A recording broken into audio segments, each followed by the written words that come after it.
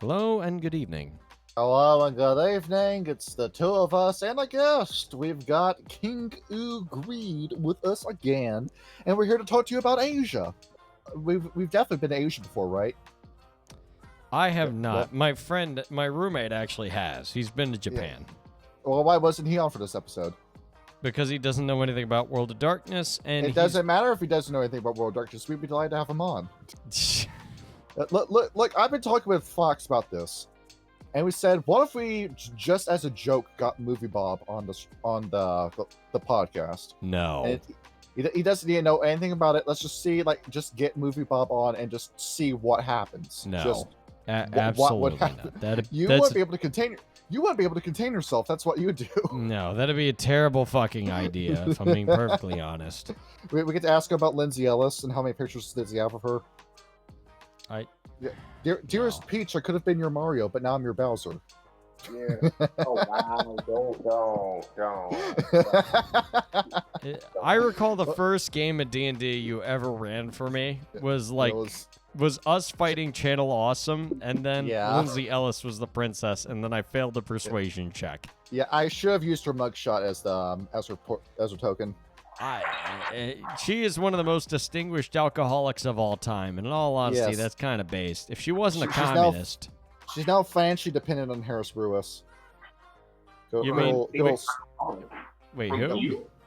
You don't know who that is, do you? No, I know Todd in the Shadows is living in her basement, but... Yeah, watching her fuck her husband in front of him. Poor guy. I like his channel, though. I actually really like Todd in the Shadows. Harris Brewis being H. Bomber guy. H. Bomber? Are you fucking kidding me? Yeah, that's his actual name, yes. Well, no. H. Bomber guy? That fat fucking idiot? You kidding me?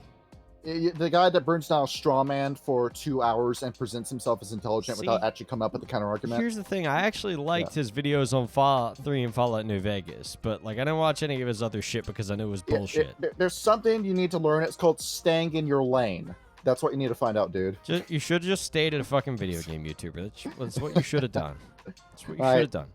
We're going to rant about YouTubers we don't like. We're not doing a video on the Hengeyokai. Don't worry about it. Yeah, hold on. we lied to you. That's what we did. That's what we do on the show. We're going to bitch about YouTubers we got beef with instead of talking about the Hengeyokai because I just could not fucking focus while doing my notes today. Yeah, I'm surrounded by the mentally ill. Kyle has been diagnosed as insane, and so is Ryan. That's why he's not here today. And King is the one person I can trust in this call. I'm the only same person here. You have very poor judgment. Exactly.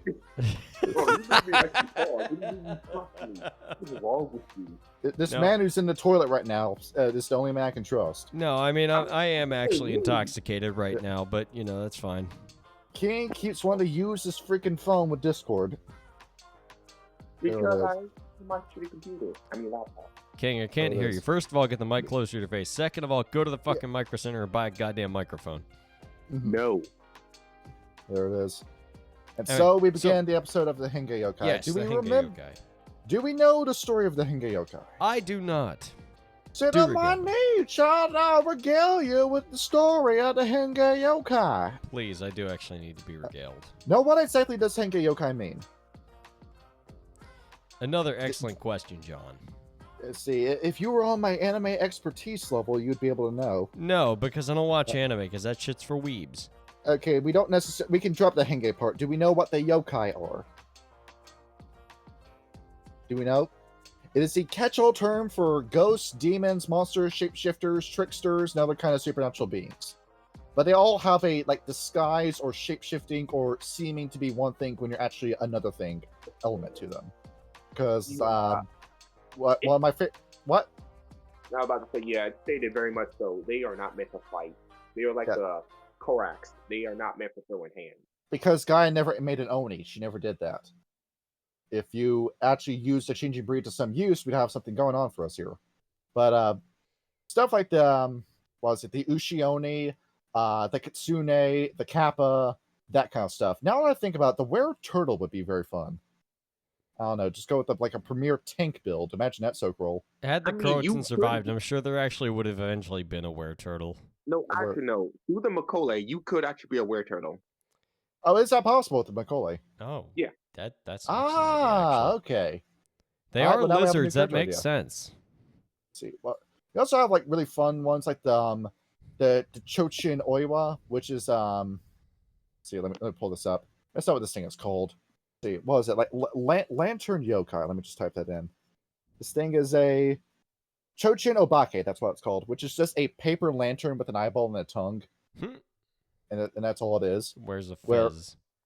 Yeah, imagine playing as one of those. Or what's the yokai where it's just a straw sandal or an umbrella? That's Gmod Prop Hunt. Yes. You want to play Prop Hunt?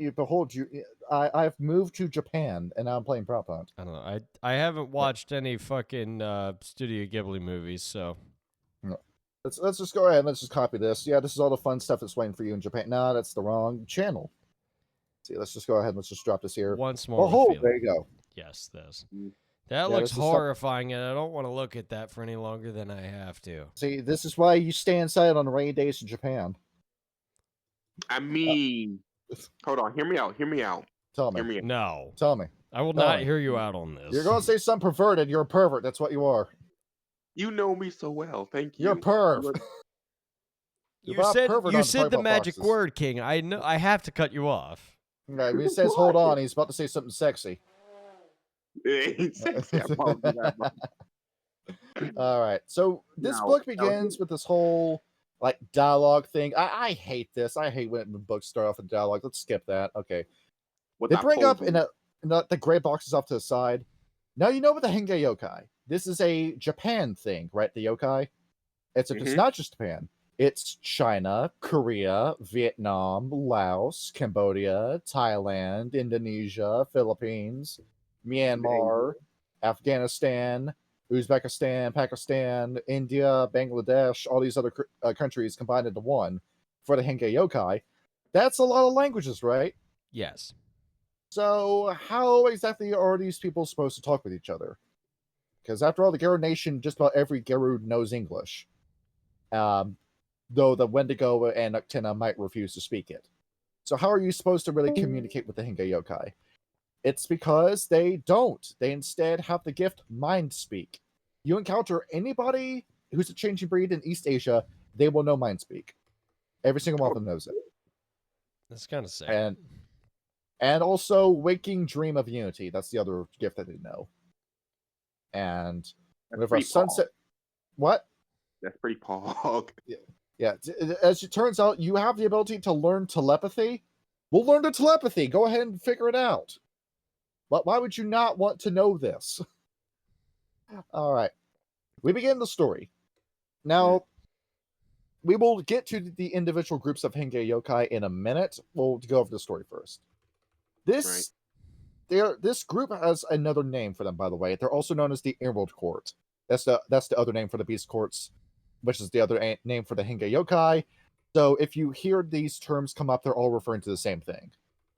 It starts off with your usual Geru Nation kind of shtick. The Hengeyokai believe that it was Gaia who made the Wild, the Weaver, and the Worm. This is how the story starts off. Seems that the Geru Nation turn of events and their cosmology superseded everyone else's. Now it's rare that you would see, I don't know, a Ananasi going along with the story, right? Yes. Right. They are in the book, however. And they bring up saying, everything moves on a cycle. We believe in something called the Great Cycle. It's 12 different wheels. You have, well, not 12 different wheels, 12 different rotations. The entire universe is set on a wheel. And it's going to revolve 12 different times. And once it revolves 12 times, everything will reset and go back to the first cycle. And we go to the first stage. Back when there was nothing really going on in the universe, there was just Gaia. She existed by herself as a single blue sphere in the middle of darkness. And then the Great Wheel started to turn, and spontaneously coming from her body came the Wild, the Weaver, and the Worm all at the same time. They all emerged and got to work. The Wild reached into Gaia, pulled out the land, made Pangea. The Weaver looked and said, "This will be known as Pangea." And the Worm said, "Well, what about the tectonic plates?" What are you talking about? The tectonic plates, we can have volcanic movement inside of Gaia, so all these lands can shift around. Oh, like change? Something's going to change? let's do it. And then the Wild and the Weaver and the Worm carve the tectonic plates, and then millions of years progress. Pangea breaks apart and becomes the continent we know today. And basically every bit of ancient history we covered in the Macaulay video happens. That's what happens here. And Gaia is just watching all this going on and saying, yo, could you leave me alone? Can you not touch me and like reach up and make land on me and drop life on me? Can you not do this? But they keep doing it anyway. So Gaia looks over at Luna and says, I don't know what to do about this. I mean, these guys are just having their way with me, and I can't really do anything about it. And Luna says, that's what they're doing. Stranger danger. The Black Furies would agree with you on that sentiment. And she looks over at Luna and says, well, Luna tells her, why don't you just create something that can help protect you? Like what? I don't know. You see those guys over there, humans? Oh man, what is that? Humans! And they lean in to look and see humans running around. This three-way combination between the Wild, the Weaver, and the Worm, and they're killing animals out of pleasure. And Luna goes over and looks at the three of them and says, what is this? What'd you just make? This is in the Kitsune portion of the book, by the way, which is later on. We actually get dialogue from the Wild, the Weaver, and the Worm. And we remember how we've been talking about the Wild being insane? We get an example as to what the Wild talks like. The Wild style, two sentences are man, man, man, man, man, man, man, woman, and gone, gone, gone, gone, gone, gone, gone, gone, gone, gone, gone, gone, gone, dead. That's what it sounds like talking to the Wild. It's like you're talking to a Skaven that's skipping on a record player. I've never heard somebody say those syllables that fast before. That was kind of impressive. You wonder why you can't reason with the Wild, is because that's what the Wild sounds like all the time. So take what I just said, play it on 2 times speed. That's your communion with the Wild. I'll just get the Wild into a mosh pit. That's the easiest way to solve this. And everyone will go crazy. I think it'd be fun. So Luna's looking over at Gaia saying, well, the ultimate weapon has been made. I'm calling it now. Humanity is going to be what destroys you. And Gaia says, well, I need something to not do that. So the two of them devise a plan. We're going to create the changing breeds. And it's going to have the brain of a human, because you got to know your enemy to fight like your enemy. You got to think like they think. And they combine that with their favorite animals. They make the Macaulay to be her memory, the Morkea to be her backup plan, the Corax to be her messengers, the Garou to be her fighters, the Bastet to be her secrets, the Ratkin to be her murderers. I guess it's the one thing the Ratkin can really do. The Ratkin were the original murderers, just the Garou outclassed them. Yeah, the Garou outdid the killers. It speaks about the Garou Nation. The Guro will be the healers, and am I missing a changing breed? That's not the Naga. The Ananasi? I don't think I am. No, the Ananasi weren't her creation. Oh, okay.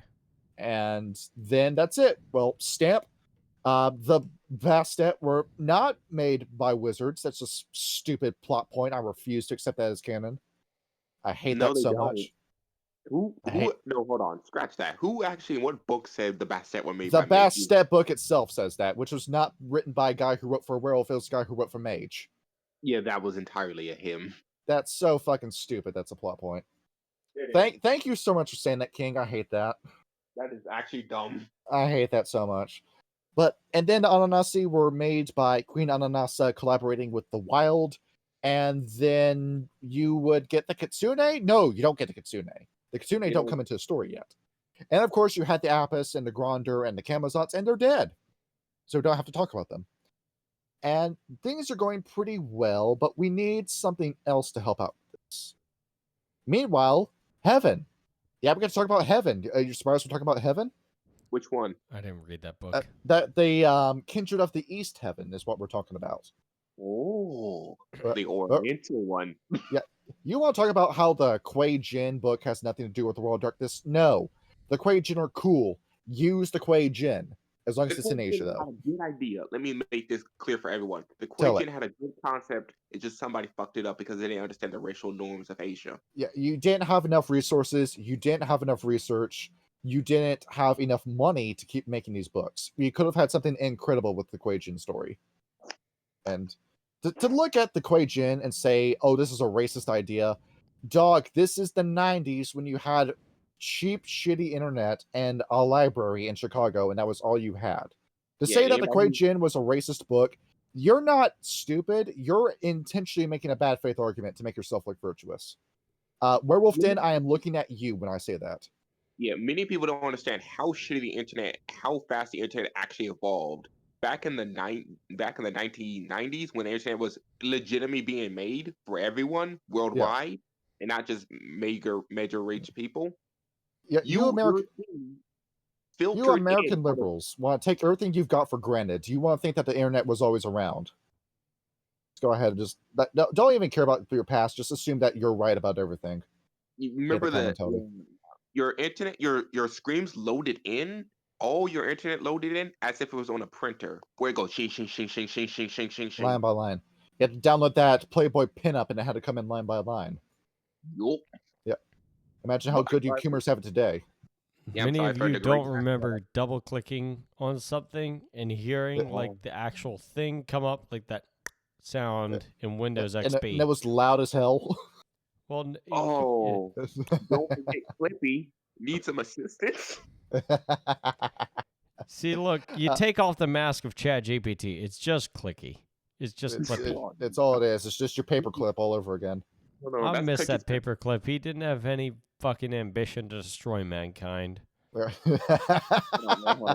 Okay, we're getting sidetracked and calling out people who don't understand the actual. There it is. It is a call-out video. That's what we got. We're not going to talk about the Hengeyokai. We're just going to talk about people we don't like. Right. Next, we're going to do Mummy. I'm joking. All right. Next, so the Age of Dawning. You have this going on. The changing breeds are trying their best they can with fighting against humanity. Meanwhile, there's Heaven, where all the ministers of Heaven are looking down, saying, "Oh, that's a terrible mess going on down there. Well, I'm so happy it's not affecting us. I'm so happy we're not being affected." Meanwhile, the Weaver has bound the worm, and the worm has split off into the Tragic Worm. They refer to the Tragic Worm as Yomi, by the way. In case you say Yomi pop up in this book, that's the Tragic Worm.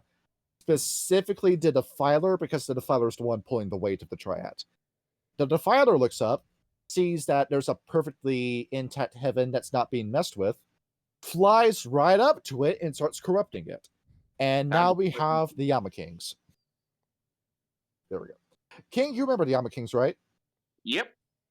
100 demon kings living in the sky that control your afterlives and are turning all of your heavens into hells. I don't remember exactly what the Yama Kings were, but if I remember correctly, they were type of heavenly spirits charged with watching over reincarnation. Yeah, that's what they were supposed to be, and now they are psychos that want to cause misery for misery's sake. And because of that, when the Kuei-jin got real fucked up. Yeah, back when they were the Wan Xian. And now you've got 100 Meljin Incarna destroying your cycle of reincarnation. Oh, there are so many Meljin Incarna that it's not even funny. Yeah, that's a lot of Yama Kings you gotta get to work on. And this is, they bring up the Wan Xian in this book. Hunter the Reckoning, the original 1,000 hunters. And they know about the changing breeds. They're helping fight alongside the changing breeds to fight off against the forces of the worm. Down come the Yama Kings that are slowly corrupting all the heavens, and they're looking at the Wan Xian, and they want them. They want the Wan Xian. They want to bring them over to their side. One Yama King eventually figures out how to do this and turns one of those immortal warriors into the first Kuei-jin. Now the downward spiral begins. Well, if you don't mind me being a little bit interrupting a little bit, because I actually did a little bit of research because I played Chinese Hunter. They're called the Shin? Yes. And they were Hunter the Reckoning before Hunter the Reckoning. Yes. Now, to overview this as much as easy as possible so we can get back to the actual topic, they are not like the Western hunters. They believed in actually working with the supernaturals on a universal level. Meaning, if a Shin would go up to a vampire in Asia and tell him you're eating too many people, the vampire would stop eating so many people, and that would be the end. That's it. You're trying to reconcile with people. You're like the Mercy Creed if the Mercy Creed wasn't crazy. Yeah, the whole entire job isn't to fight every single thing in the world that exists. Their job is to just manage it, because we're not condemning all vampires for what they are. Because after all, not every vampire chose that kind of life. Oh, you're bloody telling me, huh? Yes. And there's one guy in particular, one master in particular, the August Personage, who is the living manifestation of the 8th month of the year, who is looking around and is boosting the Wanshan with wild energy. He gets his hand on some wild energy. They call the wild spirits the Hsien, spelled Hsien. And he's trying to boost them with the same kind of spirit power as the changing breeds. And thanks to him doing that, you now have a full-on alliance between the Macaulay and the Wanshan. You want a little bit more details about that? We'll look up our Naga video and our Macaulay video. We go into detail about that. We'll try not to reiterate too much old information because we got a lot of stuff to cover. And then we go into the Age of Legends, the third age, where you've got Yomi, who is looking around at the Wanshan and is scheming about how to do this. What was going on around this time? The Impergium, which Asia did not participate in because nobody who was a werewolf in Asia agreed with the sentiment. That being the Stargazers and the Shadow Lords, where, Kyle, you remember the Shadow Lords did go along with the Impergium to an extent. They killed other potential kinfolk while keeping all other humans alive so they could have them for themselves. Well, that included everybody in Kazakhstan and Mongolia today. Yeah, the Shadow Lords want them dead to rights. I mean, and well, at the they were the only ones who were, like, to an extent smart about it, aside from those that outright rejected it. Yeah, the Shadow Lords are really smart, except for when they're stupid. Yeah. When a Shadow Lord is stupid, they're really stupid. I'm so fucking torn on the Shadow Lords just as a tribe, just because, like, they're so good today, but, like, their history is so fucking skewed that it doesn't make any sense to play one. It really does not. If they got better riders, they would be a much better tribe. I mean, like, to be fair, it's like just clashing Boom Boom alone would make them a good clan to play. Just because I fucking love that camp of the Shadow Lords. You've been tricked. That's the Glasswalkers. Oh wait, yeah, you're right. That is. I don't know. That's that Glasswalker propaganda you've been listening to.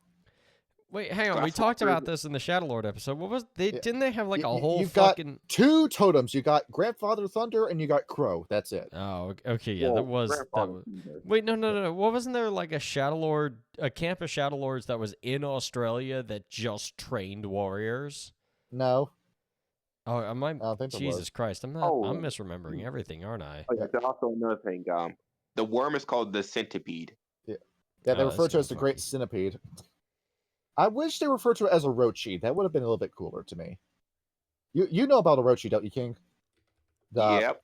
The 8-headed snake demon of ancient Japanese lore. Yep. That'd be sick to fight in a World Darkness game. We're not. No. Pull up Orochi. Pull him up. Pull him up. Do not pull up an Orochi. Pull up Orochi. No. See, we're not doing this. Kyle, what if I sat you down for a session of Rage Across Russia and I pointed this in front of you and I said, "This is our boss fight for the evening." Hold up. Do not do that. Let me see this. Where's this at? The file's too big. There's too many snakes on the screen. Hey, man, let's use this picture instead. All right.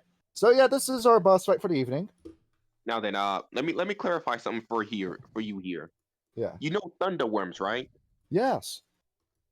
These Orochi was a bigger version of that one. Yeah, there we go. The mother thunderworm. We're not fighting that. There it is. There's 8 heads on that snake. I'm gonna hit you with a no, Chief. That's your final boss right there. I imagine this is something like what the consumption worm looks like. Nah, fuck you. See, we're not doing that today. All right. No. See her. All right. I'm gonna phone call. All right. Talk to me, dude. What? All right, great. I'll see you in a minute. Okay, we're just goodbye. He goes back. Oh, he's back. All right. Yep, we're good. All right. Let's continue. That was a short bull. Look at Johnny being a well organized adult. Yeah, you waited until 8:38 at night before you called me. Yeah, obviously. All right. Now, going along with all this stuff going on with the worm, the Defiler worm is sick of waiting. She wants the Wan Shan today. And she decides, let's change tactics. Instead of me just sending Kuei Jin after Fumori after you, let me just wait it out. She doesn't want to, but she stops sending enemies their way and just sits and watches what happens. And you know that saying, weak times breed weak men? Eventually, all the Macaulay and other changing breeds that fought with the Wan Shan back when Asia really needed some purging of worm beasts, they all died of old age, and a generation went by where nobody really remembered those times anymore. And then the Defiler Worm strikes. Now you've got an entire generation that is complicit, where nobody really knows how to handle this Kuei Jin threat. The worm reaches up, grabs all the Wan Shan, and pretty much seals their fate. If you're a Wan Shan that's not a Kuei Jin, you are destined to become one. The Yama Kings have been thoroughly corrupted. The Yama Kings now have full control over the Kuei Jin. Even if you're a good Kuei Jin, even if you're a resplendent crane, you are now the bitch of the Yama Kings. You will eventually become a threat that somebody will have to face. I'm sorry, there are no good Kuei Jin. You cannot play a good Kuei Jin character. If you're a good Kuei Jin, you're only that for a short time only. And that's it. And comes the Fourth Age. The War of Rage happens over yonder in Europe. We didn't participate in that either. Nobody who's the changing breed dies over here until they do. Clarify. What time period was the War of Age for the ones that don't know? The War of Rage, the werewolves just refuse to give dates. They want to say this is like 8,000 BC was when the War of Rage happened. Or 6,000 BC. Well, I mean, or 3,400 BC. They keep changing the date between books. Well, here's the thing. There was, like, actually a period in human history in which humans had almost entirely died out. So it could have been in that span of time. There were, like, less than 1,000 humans at some point in time. And it was the breeding with the Neanderthal humans that had saved humanity at that point in time. To me, I'm going to say that this happened right after the flood of the Antediluvians. That's what I'm going to place the War of Rage. That makes sense to an extent. Yeah, it was right before the first city, I imagine. I'm going to call it now. That's where I'm going to put it. So in the BC period. All right, now continue. Yeah. Sorry. So the Wan Shan that are slowly turning into Kuei Jin start spreading rumors about the other changing breeds, saying, you know that the ratkin are conspiring to kill you, right? You know that the werewolves killed the other changing breeds. They're going to kill you too. The Ananasi can't be trusted. Every changing breed is like, what? And they start killing each other out of paranoia. This would become known as the War of Shame, where everyone's fighting everyone. Everybody's too stupid to realize that the Wan Shan are no longer the Wan Shan. They're all Kuei Jin, and everyone that was a good Wan Shan is either dead or is being corrupted. And now all these Kuei Jin have stolen your cairns and your bases. And what was a pretty solid lead in this war against the worm is now an even playing field. The Kuei Jin now evenly match the changing breeds, possibly outmatch them. And shit. The Corax only do their job after dealt damage is done. You mean the Tangu? Yes. They call him Tangu in this area. It's now that the girl that were doing okay for themselves in Asia now have to look at what the Europeans are doing, and they go into hibernation. They have to. They just can't survive any other way. They say, wake us up back when we have a fighting chance. And then everyone else is looking around. Then Naga say it's time for us to become hidden killers. We're going to enter secrets. And basically, the Macaulay lose any sort of chance of leadership they had. You remember back when we talked about the Macaulay, they had the Storm Realm? The Storm Realm has become compromised. And what was the base of the Shong Lung has now partially fallen. It's still there. It's just pretty much... Yeah, it's still there, but it got breached and a whole bunch of members died. It's still there. That's and now the Dragon Kings no longer have the manpower to lead the Beast Courts anymore. So who comes in and takes leadership? The Shadow Lords. Yeah, the Shadow Lords come in, but they're not called the Shadow Lords over here. They're called the Haken. Yes. Hakken. That's what they're called. For those of you who don't know, Haken translates to weeaboo in English. There it is. It's why could you just call them the Shadow Lords? Just keep the name the same. Well, because it's a different setting. We're going to translate Shadow Lords to Japanese right now. Please now. To Japanese. This would come out to be that Kage no O would be their name. I don't know. That kind of goes hard though. Not gonna lie. Yeah. And there we go. Or you just could have called them the Kage, and that would have been it. Or Kage O, where just KAGE-O. That would have been it. And yeah, they take control. And you remember all that crappy Shadow Lord history we talked about in the Shadow Lord episodes? Well, as it turns out, they actually did make progress and were successful as a tribe in Asia. That's where their success comes into play. That's kind of where, funny. while the European Shadow Lords were sucking a big fat dick, the Asian Shadow Lords were making progress and were actually earning their respect and stealing away other changing breed opinions and reputation from the Silver Fangs, who were doing jack shit to help Asia around this time. The changing breeds of Asia don't really love the Shadow Lords, but they will trust the Shadow Lords first and foremost. This tribe has so much good publicity in Asia, though they are still pretty shifty. Well, to be honest here, the Asia has 2 tribes. It's just the majority of it is ruled by the Shadow Lords. The 2 tribes are the Red Talons. There's also the Stargazers, but when have you ever gone to the Stargazers for anything? Never. Never, and you're never going to. And the Red Talons, they're Red Talons. And then you have the Age of Shadows, where basically everything after the War of Shame happened, and now we're in the Age of Sorrow, where, say, shortly after the death of Jesus Christ, we end up having the Age of Sorrow. That's where I'm going to date it. That's not official. Do not hold me to that, but that's what I'm going to say it is. And that's when the Europeans start taking over the world, and then colonization happens. The British Empire comes in, colonizes India, forces China to be their bitch through opium, and then forces Japan to change their entire way of life in order to prevent themselves from being colonized. And the white man has ruined everything. World darkness. Look here, if you didn't want your women to be touched, then you should have made your military better. It's like China's got a whole military history where they've gone to war with themselves and have lost every time. Middle Kingdoms. Yes. And then they lost themselves again in the 1950s, and it's been a terrible place ever since. I'm sorry, great place. More social credit, please. And so what happens around this time? We now transition into Kitsune history. Hooray! We finally get to talk about the Kitsune. Why? We get to talk about Whiteface. Wait, what the fuck did I just say? Yes. The Kitsune's name directly translates to white face. Oh, because they're foxes. Okay, I see. Yes. It is a fox in China, which is not what a Kitsune is, but we'll just go along with it, called Bai Mianqi. And she's this really smart fox that's just trotting around in China, minding her own business. And Gaia is like on her deathbed with the IV in her veins going, Luna, I'm not going to make it. I'm going to die. Hold on a minute.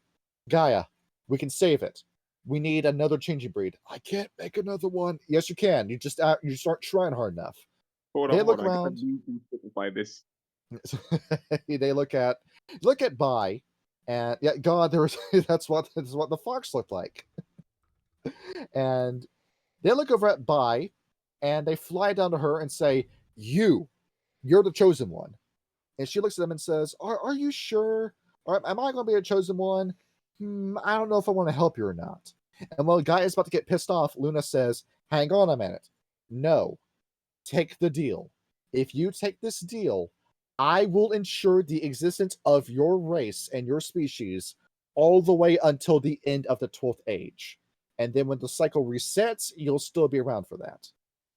The whole... I've heard this passed around through telephone. The idea that the Kitsune were made to survive the apocalypse, that's half true.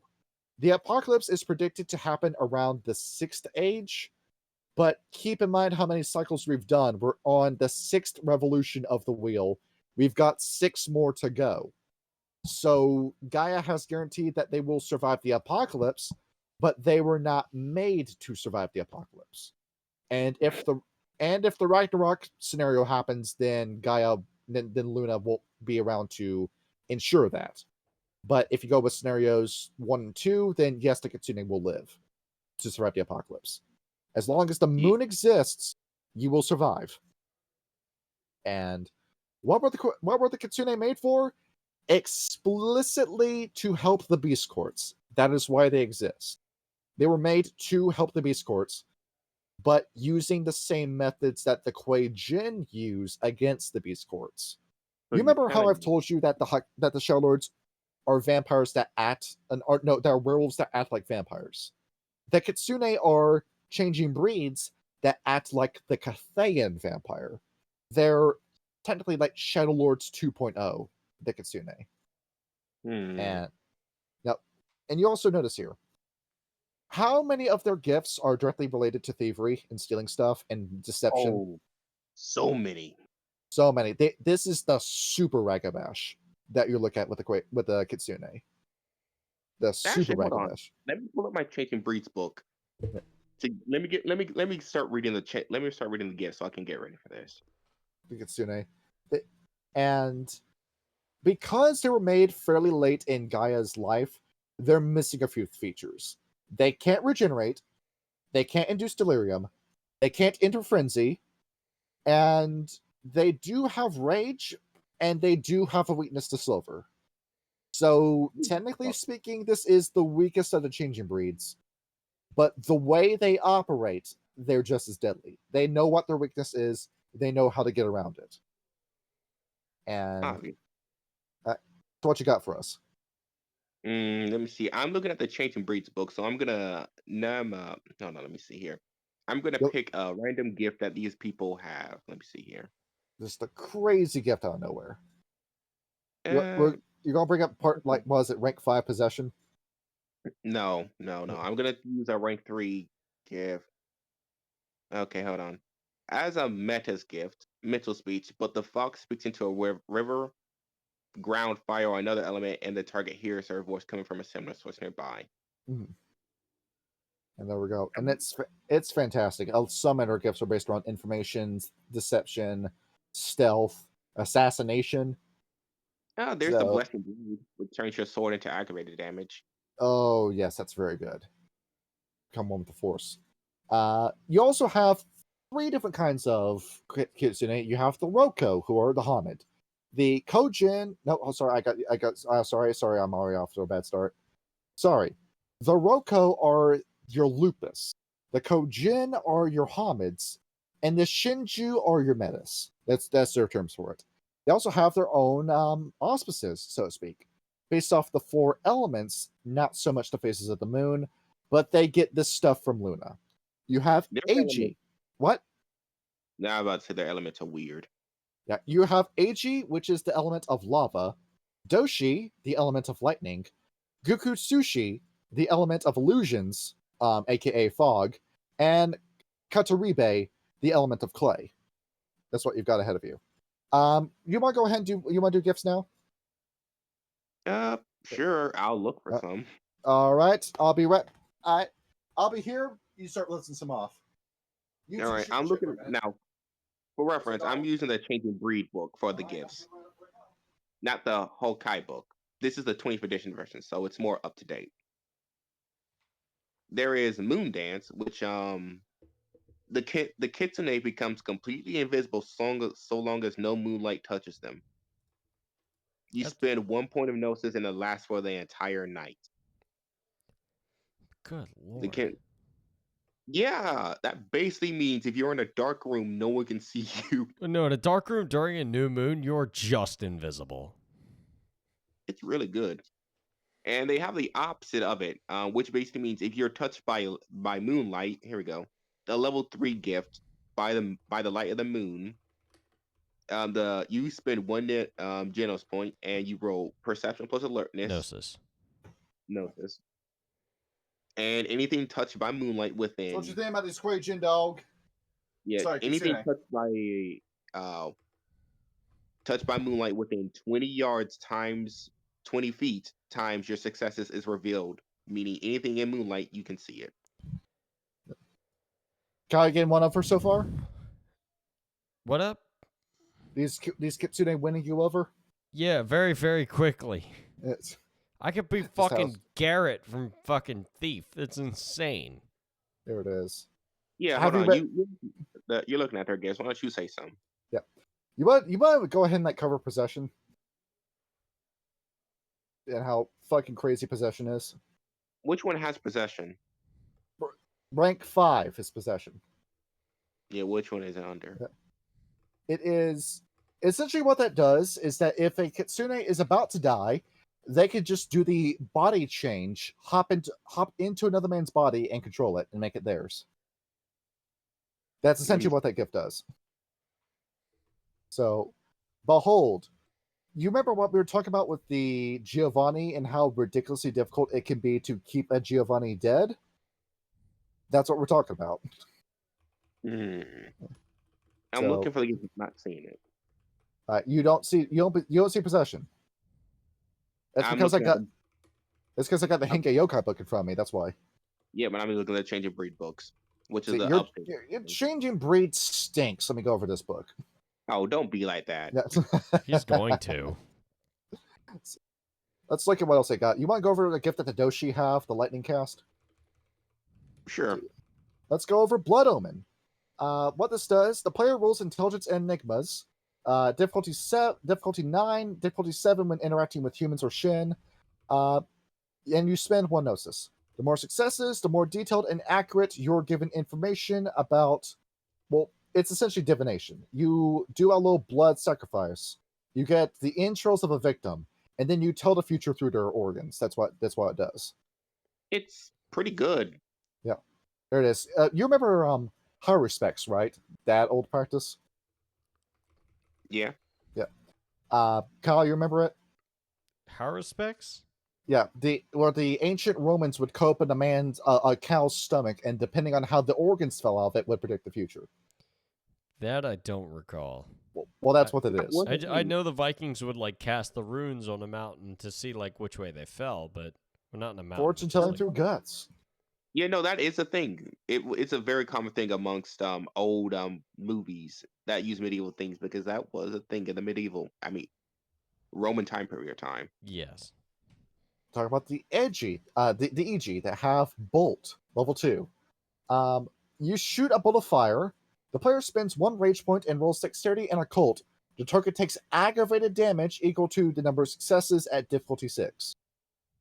That is nasty. That's just good to have. The whole I told you about made to kill Kuei Jin. That's what we're talking about. Hold on, like I got another one hit. Fuck that. I got another one. Call of the Dead. Call level of the Dead. 3. Ooh. The cantrip uses yin energies to disturb the vital energies of the living with just a touch. The ice spirits teach this. Living creatures, spirits, vampires, and vampires with humanity +6. A yang expect aspected. Kwaijin suffer lethal damage equal to the successor's roll. 5 successes or more instantly kills human targets. Hold on, what? Awesome, Instantly kills human Jesus. Yes. Assassins, right? Yes. Or how about one from the Guru Sushi, which you look at the starting gifts here. They're all repeats of other tribes and auspices, but Blur of the Milky Eye, Clear the Mind, Mother's Touch, and Open Seal at level 1. Those are all really good gifts to have, but yes. You start getting crazy around level 2, where they get the Fianna gift Silver Tongue and Taking the Forgotten. And then you get to level 3, Shadow Fan Flowers.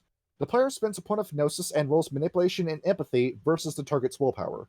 The viewer may free himself from a dream, as they will enter a man's dream with doing this. And they will be able to see into their mind and begin to form illusions in the waking world based around their dreams. That's what you do with this gift.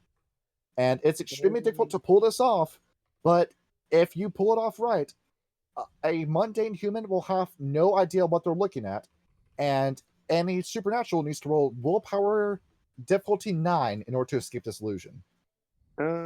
Okay, here's another level. Here's another one from Yes. the Category tribe. Category gifts. Yeah. Fable. The Kataribe. Yeah. Kataribe. Yes. I know only the English. The Japanese. Fuck Japanese. Anyway. Tell us the fable. The player spends a point of willpower, rolls manipulation plus empathy, difficulty 7 to plant a faint compulsion in the target in the listener's head, which lingers for the Kitsune's chi and days. Recording and broadcasting cannot carry this magic gift.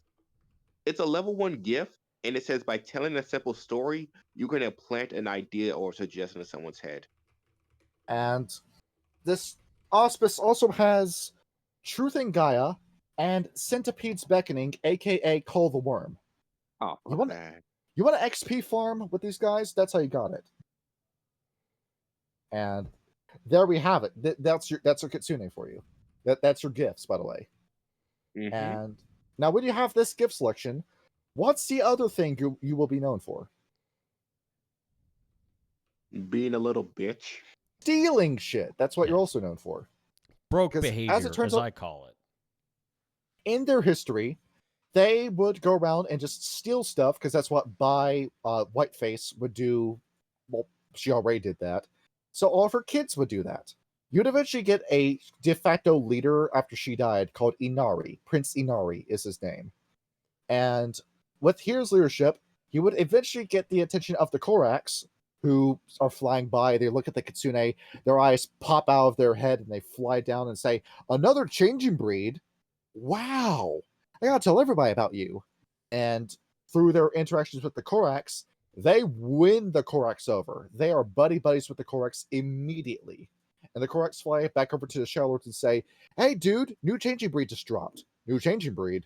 And they look into the Kitsune and they say, "Okay, Kitsune, we've already got a system working here." Yeah, that's what a Kitsune look like. We got a system going on here. Now, we need you to understand how things work. And if you're going to be a part of us, we need to make sure that you're not of the worm. We're going to create 5 different labors for you. They're all based around a different changing breed. And they pass off them with flying colors. They interact with the Makole, the Rokia, the Ratkin, the Gural, and Naga. Because the Shadow Lords know about the Naga. The Naga don't know about that, but the Shadow Lords do. And behold, all of them pass with flying colors. And after that, well, Kitsune, welcome to the Beast Courts. You're in. Behold. Okay. Sorry for interrupting. Now, for all we said about the Kitsune so far, they seem like a really good people with a lot of power, potential power in their hands. Not combat power, by the way, but social power. Yeah, right? if you get into an encounter with a Kitsune will not fight you. They're going to turn around and they're going to run if you're in a fight with one. Yeah. Now, besides all that, you think they'll be great players. But here's one unique thing they have that stops them from really getting big in numbers. Just one minor thing. A curse. Just a curse. Just a little curse. Just a little one. Meaning that they can't operate outside of Japan. And no, not that one. Yeah. Oh, there's other a second curse. Oh, tell us about the second curse. So, you know how changing breeds have offspring, right? And they can produce offspring, right? Yeah. What if, to curb your numbers from going too fast, one or both of your parents die every time someone that's born that will turn into a Kitsune? That's great. That's great. So just if your partner just dies in the middle of sex, you know you're going to have a Kitsune. Great. Or if the mother dies in childbirth, I guess. Yeah. Who dies and when? Like, just like, oh, my wife is delivering the baby, and then as he's staying outside the delivery room, he just drops dead. Actually, it states this it states in the changing breed. Both the parents feel the giving birth. Yeah. So the father is no exception. There it is. You feel the baby come out of your penis the entire time. There it is. Stop talking about pregnant men. Quite you. And seahorses. And it's very sadly slated in the direction of the changing breed surviving because Because it literally says this, it's a 1 in 10 chance one of the parents dies. And if none of the parents dies, this is in the rule book, a relative dies instead. Someone has to die for you to be born with the power to change. Oh, better get that girl gift that helps you revive the dead. No, we're hibernation mode. There it is. You big babies, you just want to sleep all day. God, Say it to my face. The more shit that everybody talks about the girl, I really want to play as fucking Borislav. Girl babies, don't make your dreams come true. Shut up. Now, you have a real problem with the. You have a problem with the. I do have a problem with the girl. Yeah, it's like Johnny is a very big problem with the girl. The fact that they don't do fucking nothing, and they're partially responsible for the War of Rage. So, I would know a thing or two about pussies. I'm playing as Paris in our server game. Paris is a good boy, though. Yeah, Paris, he runs from combat all the time. I want to pet Paris. He seems like a good boy. Pussy. Yeah, he is. This is why I like the idea that I had for a child, a guy who is like, he uses his Glabro form as like elaborate stage makeup, so that way people see him fighting in Glabro form, they don't say anything. It's like, yo, this dude's so badass, he just fights in costume. Look at that shit. He's got all this body hair. Yeah, basically. Yeah, he's very popular with the gay community. Yeah, but he's a child of Gaia, probably. No, I know he thought I was a her. Come on. No. A girl goes to it, says, "There's a bear club." Oh, bear club? Where? There it is. It's like the time I was at the gay bar and didn't know it. And you look at the Kitsune, they're good people, but they have one other issue with their personalities, and that is a Messiah complex. They know that they're going to be okay when it comes to the apocalypse, and everyone else might be dead, but we're going to be fine. And with that kind of attitude on a Master Thief, you can see how the Kitsune can be a little bit grating to be around. Is that same kind of pompous attitude that the Shell Lords already have. But yeah, about being stuck in Japan, you can't leave Asia. Like Japan specifically is where they live, because I don't know, not as many Kuei-jin here. There's still Kuei-jin, but not nearly as much as are in, say, China. And there's wild places in Japan, unlike, say, Korea. And, well, we're not going to go to Russia because the Wendigo are up there. We know where I kind of hate this. I hate this because I don't know how many foxes are there in Europe and North America. Quite a lot. Shit, how many? I would love to play a fucking Fera breed playing a fucking Kitsune Robin Hood. That'd be kind of fucking tight. So yeah, you can leave Japan and Asia. You can operate in Europe and America, but you can't procreate in those continents. You can't make another Kitsune. No Robin Hood made Mary in there. Wait, hold on. So you're telling me I can go to those countries and I had a child, I won't die? You won't. But that child won't be another change breed, though. I don't care. There it is. I don't die.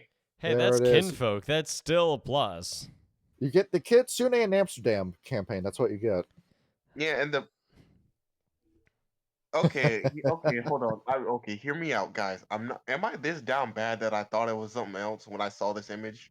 All right, hold on. I can't be that down bad. You're Coomer King. That's what you are. Yeah, King, I'm gonna give it a buck. That's some fucking Coomer behavior. Seeing this shit. Hold up. This man's been lying to us about being a red cap. He's a setite. Hold on. No. Let me put the image. I'm gonna be honest. That Crinus form is kind of tight, though. I actually really I do like it. I do like it. Well, there we go. Why'd you have to draw like that? Okay, hear me out. Hey, good looking. What's cooking? Okay, but you guys can understand why I pay you to this when I glanced at it. I see what's going on here, yes. There it is. I feel validated now. The drawing was going well with the head, and at some point the penis took over. Wait, what? Yeah, and there we go. Yeah, right around here, I think, is where it happened. Yeah. Let me zoom in and catch that in 4K. Yeah, right around in there. Yeah. Wait, hold on. I just want to clarify. You guys thought I was talking about the Werewolf? We were thinking about that, yes. No, King. Yeah, you need to chill. King, I'm sorry. You're a furry. Anyway. There it is. You play Werewolf the Apocalypse, you're furry. No, fuck you. There's a whole article about this game and everything. King better fucking kill me, bro. I'm gonna commit seppuku. No, I'm gonna kill you. Then I'm gonna commit seppuku. Pull up the wiki for article for Werewolf the Apocalypse. No. Pull it up. Pull it up. I'm curious to do that, but I'm not doing that on the episode. Pull it up. No. See, there's your link right there. Oh god, hang on. You're not gonna click on it, but it's looking at you. All right. Wikifer, the fact that Wikifer, okay, yeah, role-playing game by White Wolf Studios in 1992 to 2004. There it is. Hold on. Let's see what they have for backgrounds. There it is. We've now messed with your Google Analytics. That's fine. On this. My Google Analytics are already fucked. Werewolf the Apocalypse and Furry Gamers. In 2005, the year after White Wolf published Werewolf the Apocalypse in 2004, was nominated as, quote, the furriest RPG in existence by an informal study at RPGNet. Ethan Skemp, line editor for Werewolf, replied saying, God damn it! Hold on. I'm just gonna say one word. They have the balls to say that when Iron Claw exists. No. It gets better. He then later went on to say that Werewolf could not be a furry role-playing game because, quote, because werewolves don't have breasts, implying he associated furry with perverts. Oh my god. So you're telling me that gay werewolves don't exist? This could be an all-man game? Well, hold on, Cole. You don't really have a lot of room to state what your picture is. Shut the fuck up.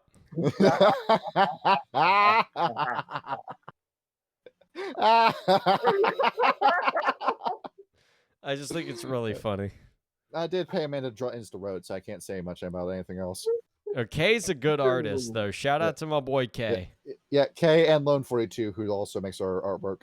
Yes. Hold on, you paid someone to make artwork of Ends the Road. Yeah, it's actually really good. Here, show him the art for Ends the Road. So I gotta pull it up and rinse for a picture. Yep.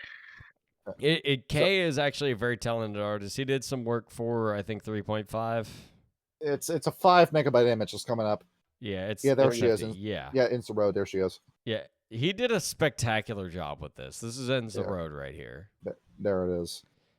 I like the fucking skull. I like the fucking fatality there in her right hand. That's pretty tight. No. Let me just say this real quick here so all the world can hear my opinion on this one. Beautiful. 10 out of 10. It does go hard. I will say that. I want to commission for something again, but I gotta think about what am I going to use the project for. If you plastered Powerwolf's logo on the top of this, I don't think anybody would question it. And let's go into the next bit. Other names, no, and the Beast Courts. Okay, the Kuei-jin, we've already talked about the Kuei-jin before. You know who the Kuei-jin are. All right, next up. The Hsien, or the Sien, I don't know if the H is silent or not. Wild Spirits is what they are. Okay, next one. The Name Breakers. With a name like that, what do you think they are? Assassins? They are a radical sect of the Akashic Brotherhood that spun off and became their own tradition within a tradition. And they have the power over true names. Where if they learn the name of a spirit and speak the spirit's name, they have complete control over the spirit. Fuck that. That's what they got. The Order of Hermes also has that power. And with this power, if they learn a boulder's true name, they can just have the boulder explode if they want to. Or if they learn the name of a mountain, they have complete control over the mountain and all the stuff on the mountain and the shape of the mountain. That's terrifying beyond rational thought. And yes, you are at severe risk of paradox with that kind of power. Yeah. But do you care after you just destroyed the entire Kuei-jin settlement? No. So they're a neutral entity, but they're high off their own power and are really best avoided. You don't want to interact with these guys. Oh shit. To clarify one more thing, Kitsune are unique in this other facet because unlike the rest of the Geru Nation, where they form giant families, The Kitsune do minor cleanse spread across the whole entire nations. Yeah, they only have one camp, by the way, too. Inari's messengers. Yeah, Where at the highest dots you can do for a clan by Kitsune standards, it's 50 members. yeah, let's go ahead and just bring up the one camp right now. Even Inari's messengers. No point posting the page for this because the page content is that small. So you know the whole shtick of, say, the retainer samurai, where I'm going to guard the prince with my life, and that's all I'm going to do. So Sekiro's Shadows Die Twice with Wolf's character in it. Mr. President, get down. There's an entire group of Kitsune that are based around that. You are the bodyguard of one specific person, and that's your existence. And, well, that's awesome to me. I don't know, having a giant fox as your bodyguard. It's cool. So imagine like the team ups with that too, like a Shadow Lord and a Kitsune fighting alongside each other.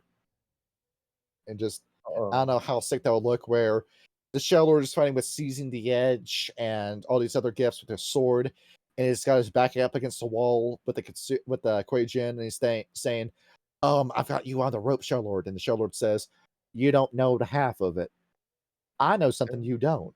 And then all of a sudden, the Kitsune appears right behind the Kuei-jin's back and stabs him through with a sword. That kind of stuff. You know what? Fuck you. I will just pick up Kitsune, drop my rape character known as Veo, and have him just fucking terrorize the party in Russia. I will do that. Go ahead. I'm getting my motherfucking gun back. You hear me? You got cut. You with the can gun. try and use it as much as you like. I am going to fucking cut his head off and wear it as a goddamn codpiece. You understand me? And with the positions in the Beast Courts, it's the same as the Geru Nation, but they have different names for it. You want a clan elder, a tribe elder, that's a regent. You want the master of the trial, that's a seer. You want the Cairn warder, that's a general. You want, well, they have a historian, and the historian is his own thing. And they also have, what? The Fomori aren't named the Fomori. They're called the Banakumi. The Banakum. Yes. Banakum. Whatever. Banakum. Whatever. I feel like we could have come up with a better name for that rolled off the tongue better. I don't know. I'm shit at this language. You guys can say it. It's pronounced Bakemono. Say Bakemono. Bakemono. Yeah. And if you want to have a pack, well, it's not called a pack. It's called a Sentai. That's what it's called. Go Power Rangers. All I can think about is Power Rangers. We in the Sunday game, Ryan Klein, who is played by Innerjar on our server, cemented her status as the Red Ranger today. With behold, you did not ask to be the Pack Alpha. You are now the Pack Alpha. You're the leader. I actually said that to like the leader of the Emerald Enclave in my Storm King's Thunder game. It's like the wisest leaders are those that don't want to be leaders at all. The ones that know what they're doing. It's a leader doesn't boss you around. A leader is someone who says something that you believe is right. Well, no, a good leader knows the power of leadership and thus is more hesitant and wiser of using it. And they also have the courtiers, where they're basically the gophers of the Beast Courts. That's all there really is to them. They're just the gophers. All right, we have 2 litanies to cover. 2 litanies. You ready for this? Yes. All right. Litany number 1, the Litany of the Emerald Enclave, the Emerald Laws, where they claim that these laws were given to them by the Emerald Mother herself. I don't believe that, but let's go over these bit by bit. Let's see what you think of these. All right. Rule number 1, shirk not the tasks which have been given to you. Where, makes sense, right? Yeah, don't know. Do a good job. Okay, next law. Number 2, guard the wheel that it may turn in fullness. So yes, do your job again, basically. Okay, next law. Presume not to instruct your cousin in his tasks. Where, sometimes you just don't know what somebody's going through. Like, you might want to go up to somebody, you want to give them advice, but you just don't know all the nuances about what their situation is, and you just sound like an ass trying to give advice. Or they've tried something and your advice just isn't working. That's what that law implies. Yes. No, don't assume that you're the smartest in the room. You're going to look like an asshole if you do that. I do that anyway because I am an asshole by nature. Mm-hmm. We all got to be something. At number 4, honor your territory in all things. Where that's the same kind of law that's in the Garo Nation. I don't think we need to go over that. Number 5, let mercy guide you in our August Mother's courts. Where what's the saying for the Sermon on the Mountain? The meek shall inherit the earth. Yes. Where you were saying the weak, the meek shall inherit the earth. Yeah. You flip that W upside down.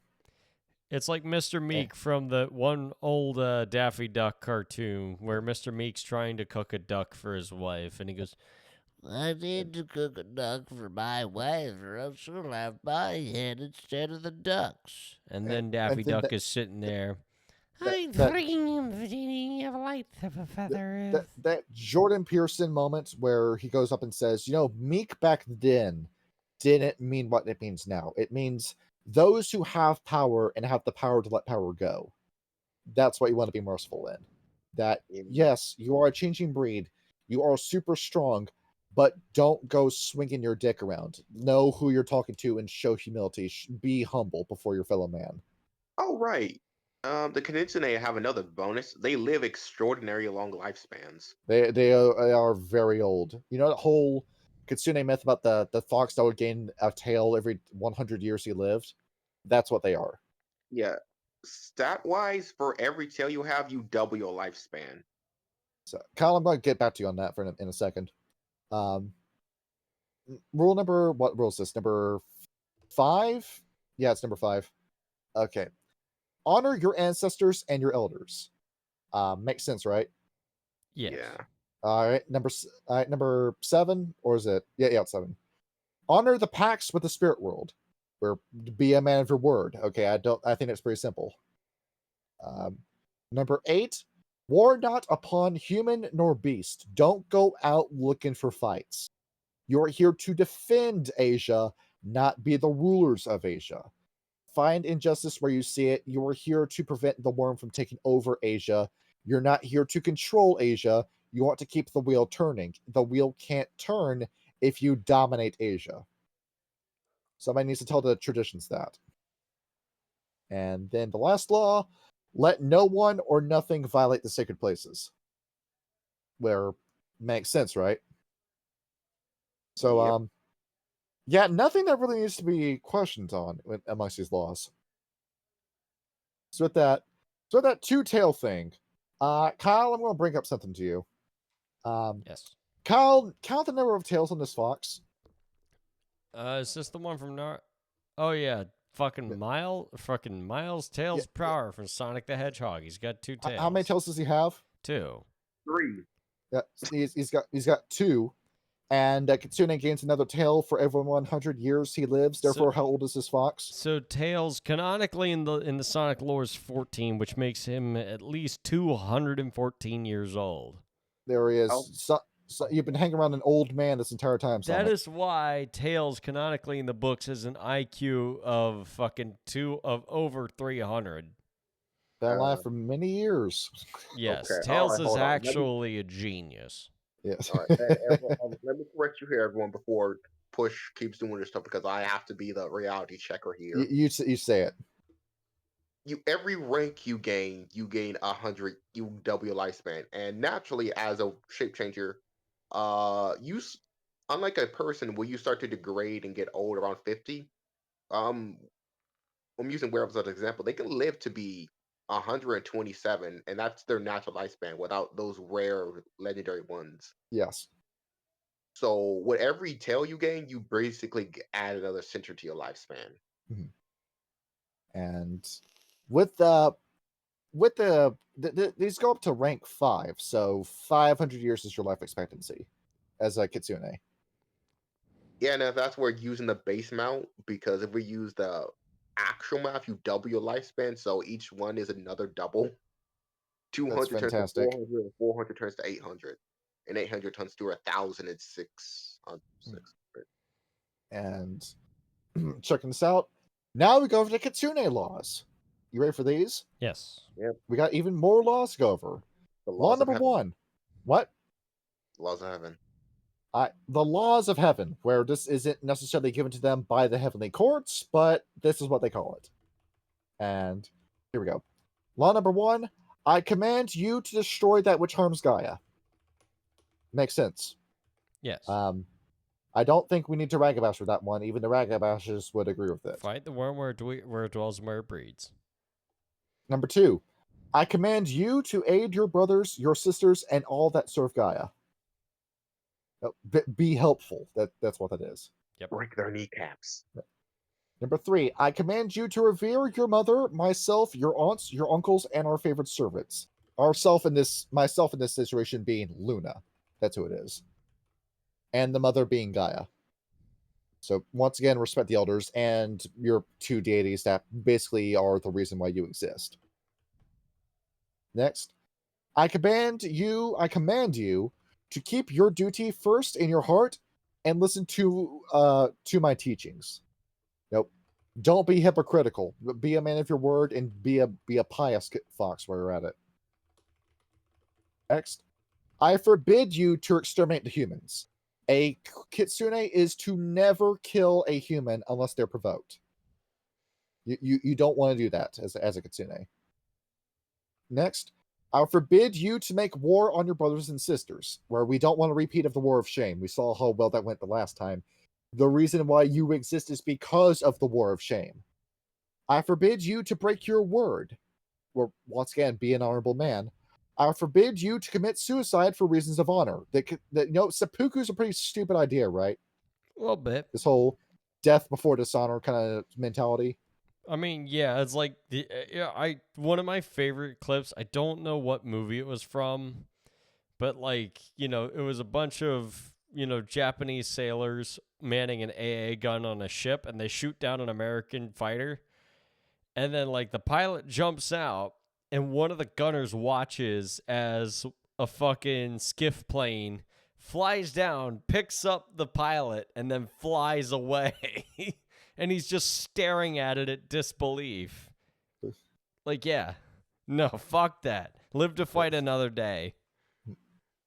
And last law, I free you to do anything else necessary to achieve your goal. You notice how they said I couldn't spread them human cheeks.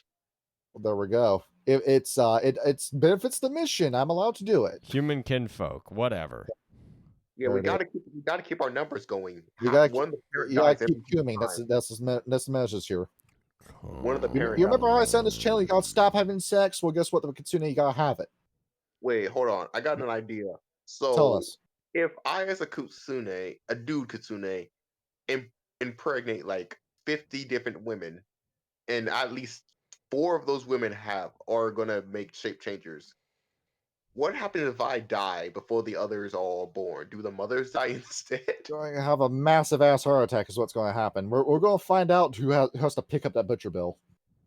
Ain't gonna be me. I'm gonna be dead. Let's see. This is not going to paste in Discord the way I want it to. Okay, fuck. I guess I'll just take a screenshot then. I'm copying your form statistics, by the way. They have... What is it?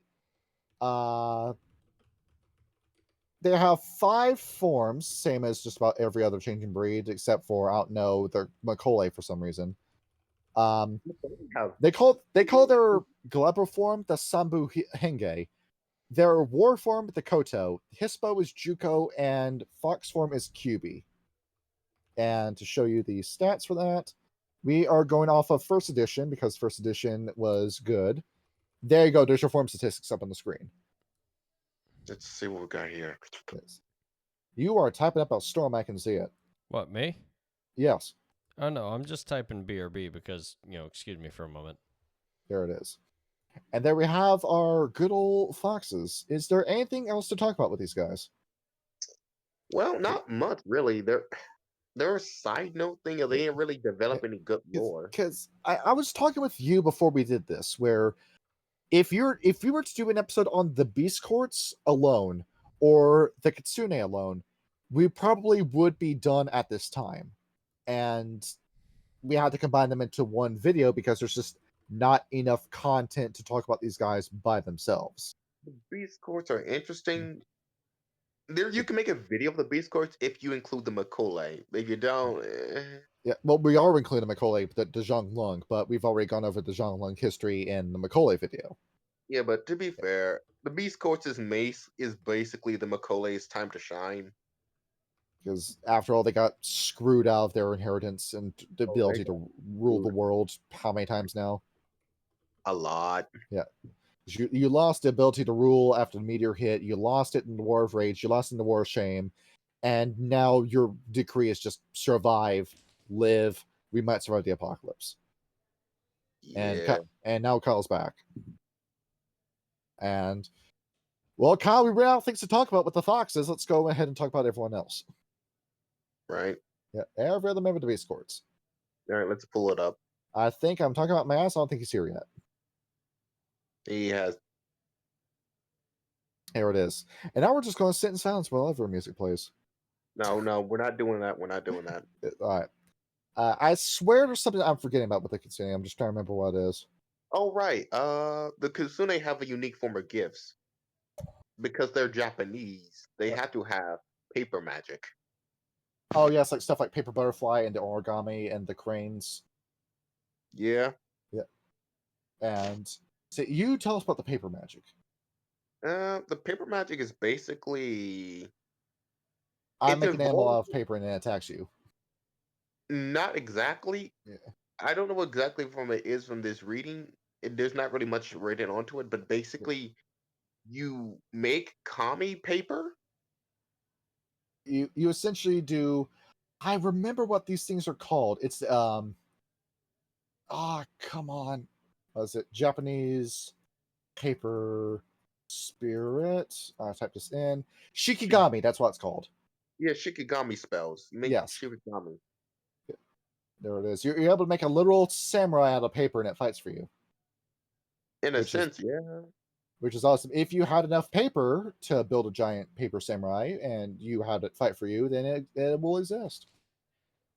Thinking about that, you saw Spirited Away, didn't you? Yeah. You mean Spirited Away? Yeah. Yeah, you remember that scene where Haku's being chased by all those paper birds that are attacking them? Yep. Yeah, so behold, that is how you will take down the worm as your Kitsune. All the blood included. Which show was this? Spirited Away. Oh yeah, that was that one. Yeah. Funny story about that movie. So me and my sister we were staying with our aunt because our folks were out of town, and we were like 5 and 7 or something, I think. And being an animated show, my aunt thought, "Oh, this will be fun to take the kids to go see." No, it was not. Yeah. It's got a lot of fun. That entire movie was hand drawn. It's so good looking. I know it is, but I saw it way too early. I was terrified of that movie. Really? The scene scared you? When I was a kid, I was 5 years old, dude. Yeah. No, Faith was not that scary, you coward. Quite literally, my fucking aunt apologized. She was like, "I am so sorry. I thought it was a kid's movie." It was. No, it was not. Just for slightly older kids. The scene where like the girl's parents literally turn into fucking pigs, and then she runs into a castle full of demons. Fuck that. You didn't enjoy the design of the rash spirit?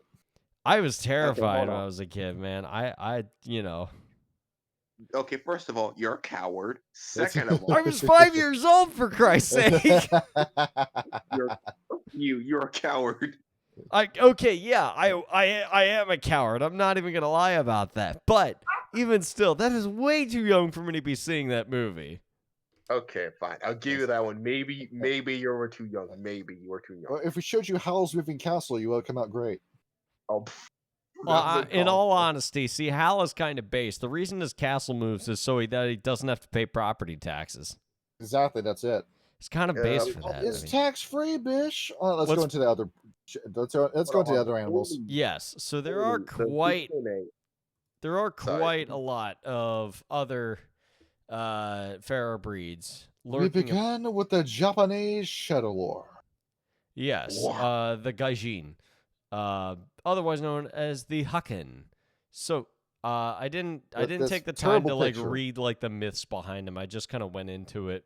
Yeah, I hate this picture. They got the person that drew the pictures for some of Changing to Dreaming, and the Changing to Dreaming guy read Christopher Hart's big book of anime, and this is what you had to work with. Yeah.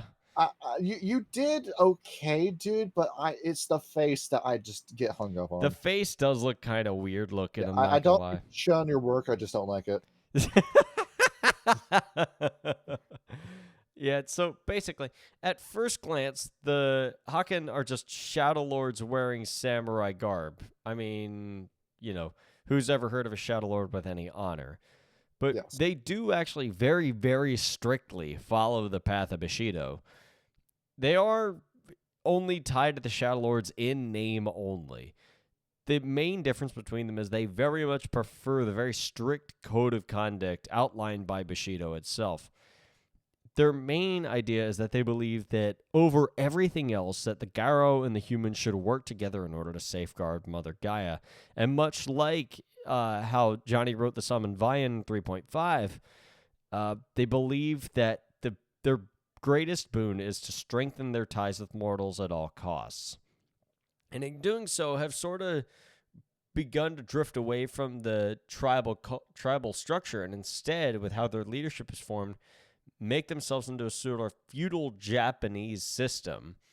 The only issue that they have found is that with the massive influx of Hamid kinfolk to the Haken, they have lost a lot of lupus kinfolk in comparison. They have seemingly lost touch with their lupus side and really don't know what to do with it. They need to sort of put aside their intolerance to change and bring forward new lupus kinfolk. But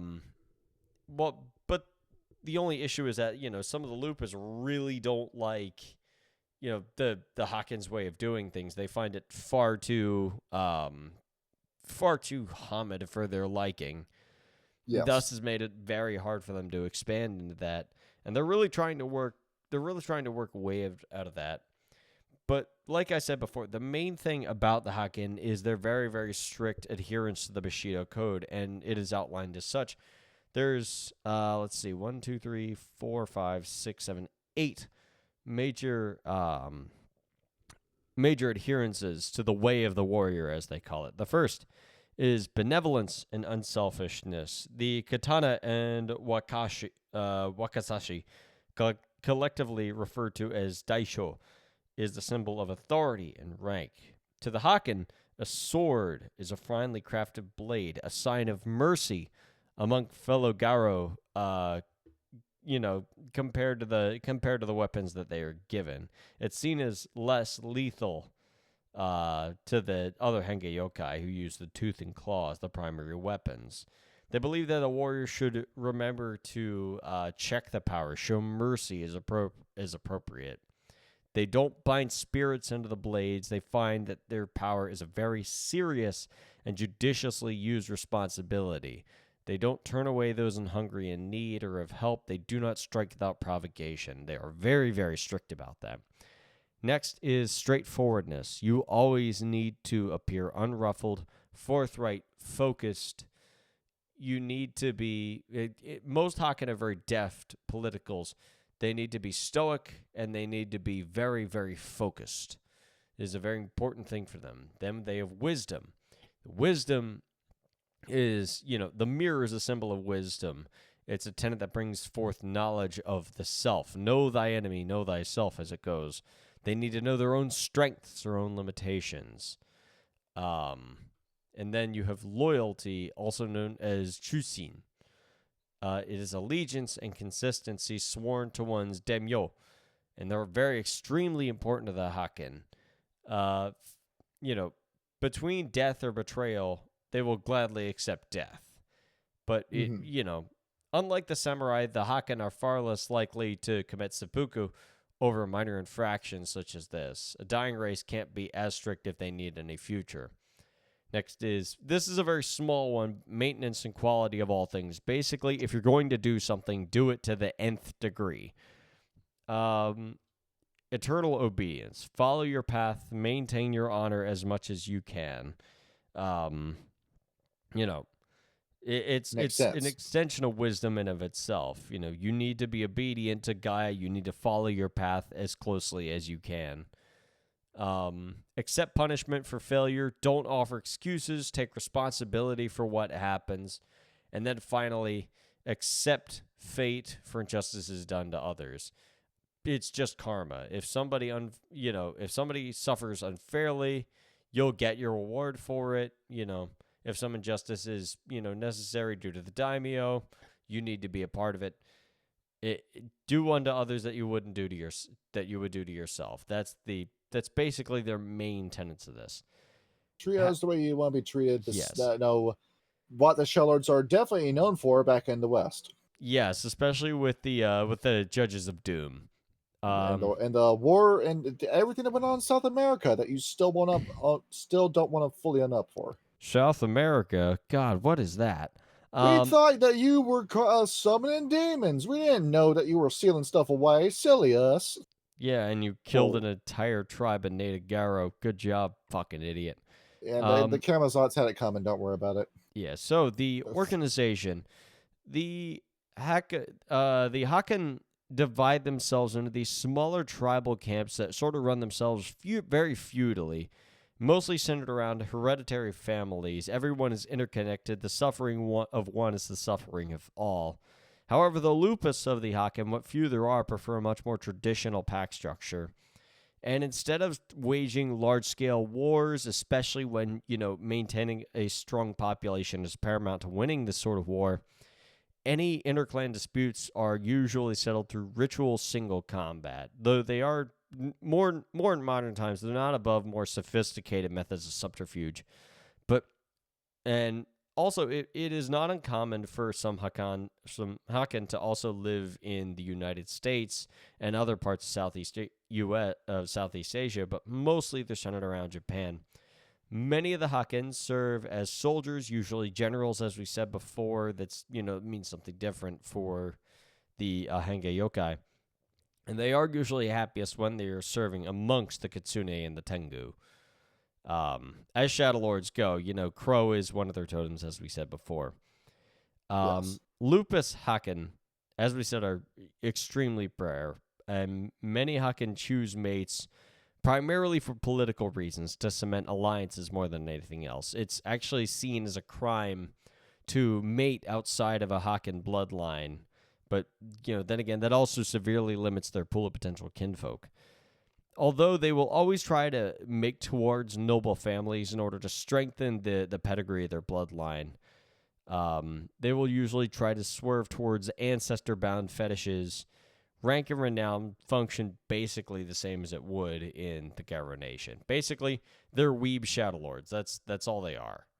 Now you might be asking, why, oh why, are the Shadow Lords in Japan? Well, you remember with our Shadow Lord video that we were talking about saying, yes, there were Shadow Lords in Mongolia during the time of, one Genghis Khan? Yep. So after the Mongol horde fell apart and it became obvious that, no, the Mongol horde was never going to become a thing again. It was never going to reach the empire it used to be.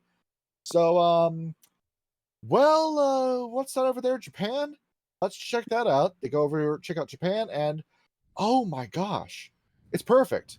This is the perfect country. Why would anyone ever want to live anywhere else? Let's just make this our new base. We're too short over here.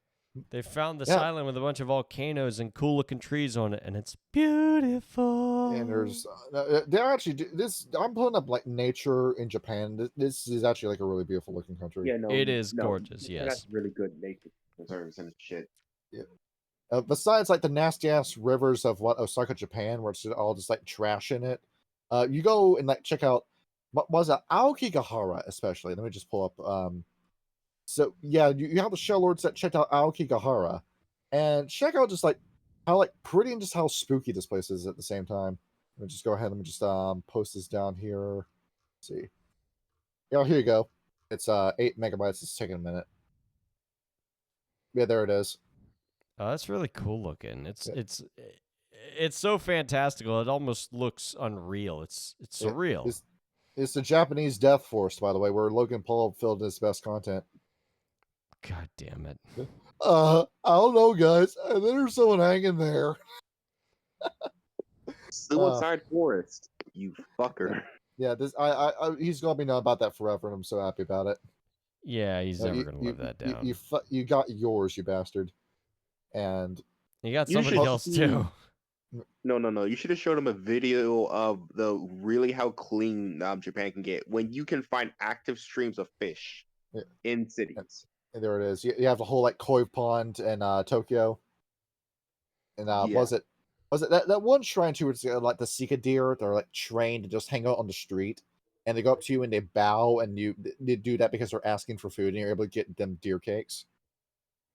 That's kind of neat, actually. Yeah, they pull up like Sika. Everyone listening to this, in your spare time, like Google Sika deer shrine and just check out the videos in it. Yeah, those are just deers that function really well in cities, surprisingly. Yeah. They all look like they're homeless men on the sidewalk in some. I really wish pictures. our deers in America acted like that. There it is. I wish the deer were just smart. No, I just want to run out in front of my car. Yeah, basically. And die. I feel like that should be like a public infrastructure thing. Is like just making little land bridges across fucking highways for deer to walk over. Yeah, for these animals that want to cross the street. Yeah, it's like, prevent the number of accidents that occur and also, maintain the wildlife. I feel like that'd be a good thing to do. Japan knows how to take care of its environment really well. They are very good at it. They are. It's got some issues with pollution, but that's about it, really. Well, I mean, they got a lot of manufacturing there, so. But mostly it's green, like America. And wherever the Shellords go, the Camarilla is right behind them. There is a Tremere Chantry in Tokyo, Japan, and the Camarilla have a massive stronghold in the Kanto region of Japan. Oh boy, I can't wait to kill them all. Yeah, the Koijin are not happy about that, and the Camarilla, there is money to be made in Japan. You saw what their economy looked like in the 80s. It's not at that point again. It's never going to reach that point again, but there's money to be made in this country. Let's go get it. I mean, Japan's export is let me see here, teenage girl panties again, right? There it is. There it is. You're able to get them from a vending machine. And let's see here. It's Japan GDP. Let's pull this up. 4.232 trillion. Is that good? I don't know. In American dollars. Good, though. Yeah. That is. That's a lot of money. That Germany is, in perspective, just 4 trillion. That's because they destroyed all of their excellent nuclear power, like a Germany fucking idiot be so country. Stupid for. Look here, just because Germany's leaders at the time were retarded. There it is. Just do things while we do. Just get a big man in office. That's no, he promotes coal, which is wormish activity. That's okay, everyone. Anyway, everyone, let's end this conversation about the politics because every leader in politics. That's enough about the Haken. Let's pull up who's next. Who's next? The Khan. Let's see. The Khan. Okay. The Tigers. Yes, we're talking about the Tigers again. So, only the Khan are found in the beast courts in any significant numbers, but they are usually too clannish and solitary to adapt to greater numbers. They ruthlessly slew any humans that overstep their boundaries, and as their charge as the Bastet, gather secrets and fight for the mother. Their purpose is usually twofold within the Hengeyokai court. However, they have, given the number of wars that they have fought in over the many ages, have become too scattered to make any significant, moves recently. Even still, they continue to take great pride in themselves and will constantly seek perfection wherever it can be.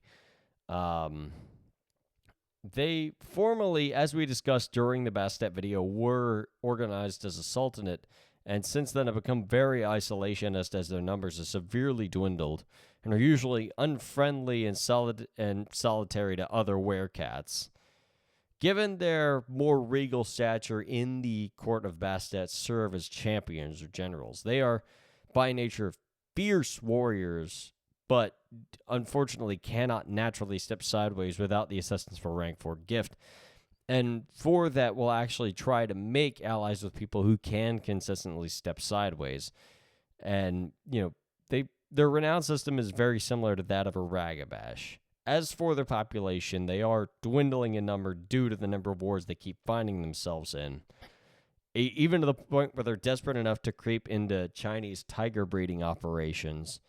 Hamid Khan are actually surprisingly numerous, but very, very choosy about who they want to mate with. They select only the most worthy, the strongest, the best, and the brightest, and will only occasionally make metas. Mm-hmm. So they are in some dire straits as of right now. But they are nonetheless a very important and very powerful member of the Hengeyokai courts. Yeah. Tigers are really close, are really on that hairline between endangered and not endangered. They really are. It's also because they keep just kind of fucking around and killing people, and now there's only 5,574 tigers in the world, in the wild. Actually, they're borderline endangered. Yes, they are in danger. That's not a lot. Yeah, that they're starting to recover because poaching is being taken as serious business. Quite literally, I think a number of African countries quite literally just start shooting poachers on sight. Yeah, they're in Indonesia, and they're in India. They're in some parts of. I'm trying to figure out what I'm looking at. That's not Pakistan. I don't know what country that is. But I'm surprised the Khan don't interact with the silver fangs more, because the majority of their population is in Siberia, tiger population. Yeah, because the Surfangs are racist. That's why. That does actually make me wonder, if a Khan was to mate with a Garo, which changing seed would be stronger? If a Khan mates with a Garo? Yes. Who has more geno? Well, it won't create anything if they did that. Really? Who has more geno? Yeah. Now you can't intermingle like that. A Noisha can, but you can't do it with any interchanging breed if you're a Guru. That's kind of a waste, actually, now I'm thinking about it. Behold, you will not have to worry about backdoor no baby. I mean, that could be a... I feel like it should very least be a dice roll at that point. It's you have 2 changeling seeds. One of them is going to work. Kyle, this is the horniest episode I've ever made. I blame King. So the Kumo. Let's get to the spider people. The Kumo. First of all, that picture. That actually kind of fucking goes hard. That's cool as shit. Let's show King what we're looking at. Yeah, I'll put this in his. I'll post in studio notes. That's what I'll do. Except this is what we're looking at. Yeah, this looks cool as hell. Yes. Yeah, that's some pure nightmare fuel. No, imagine this. This is the last thing you see. This thing comes down and it kills you.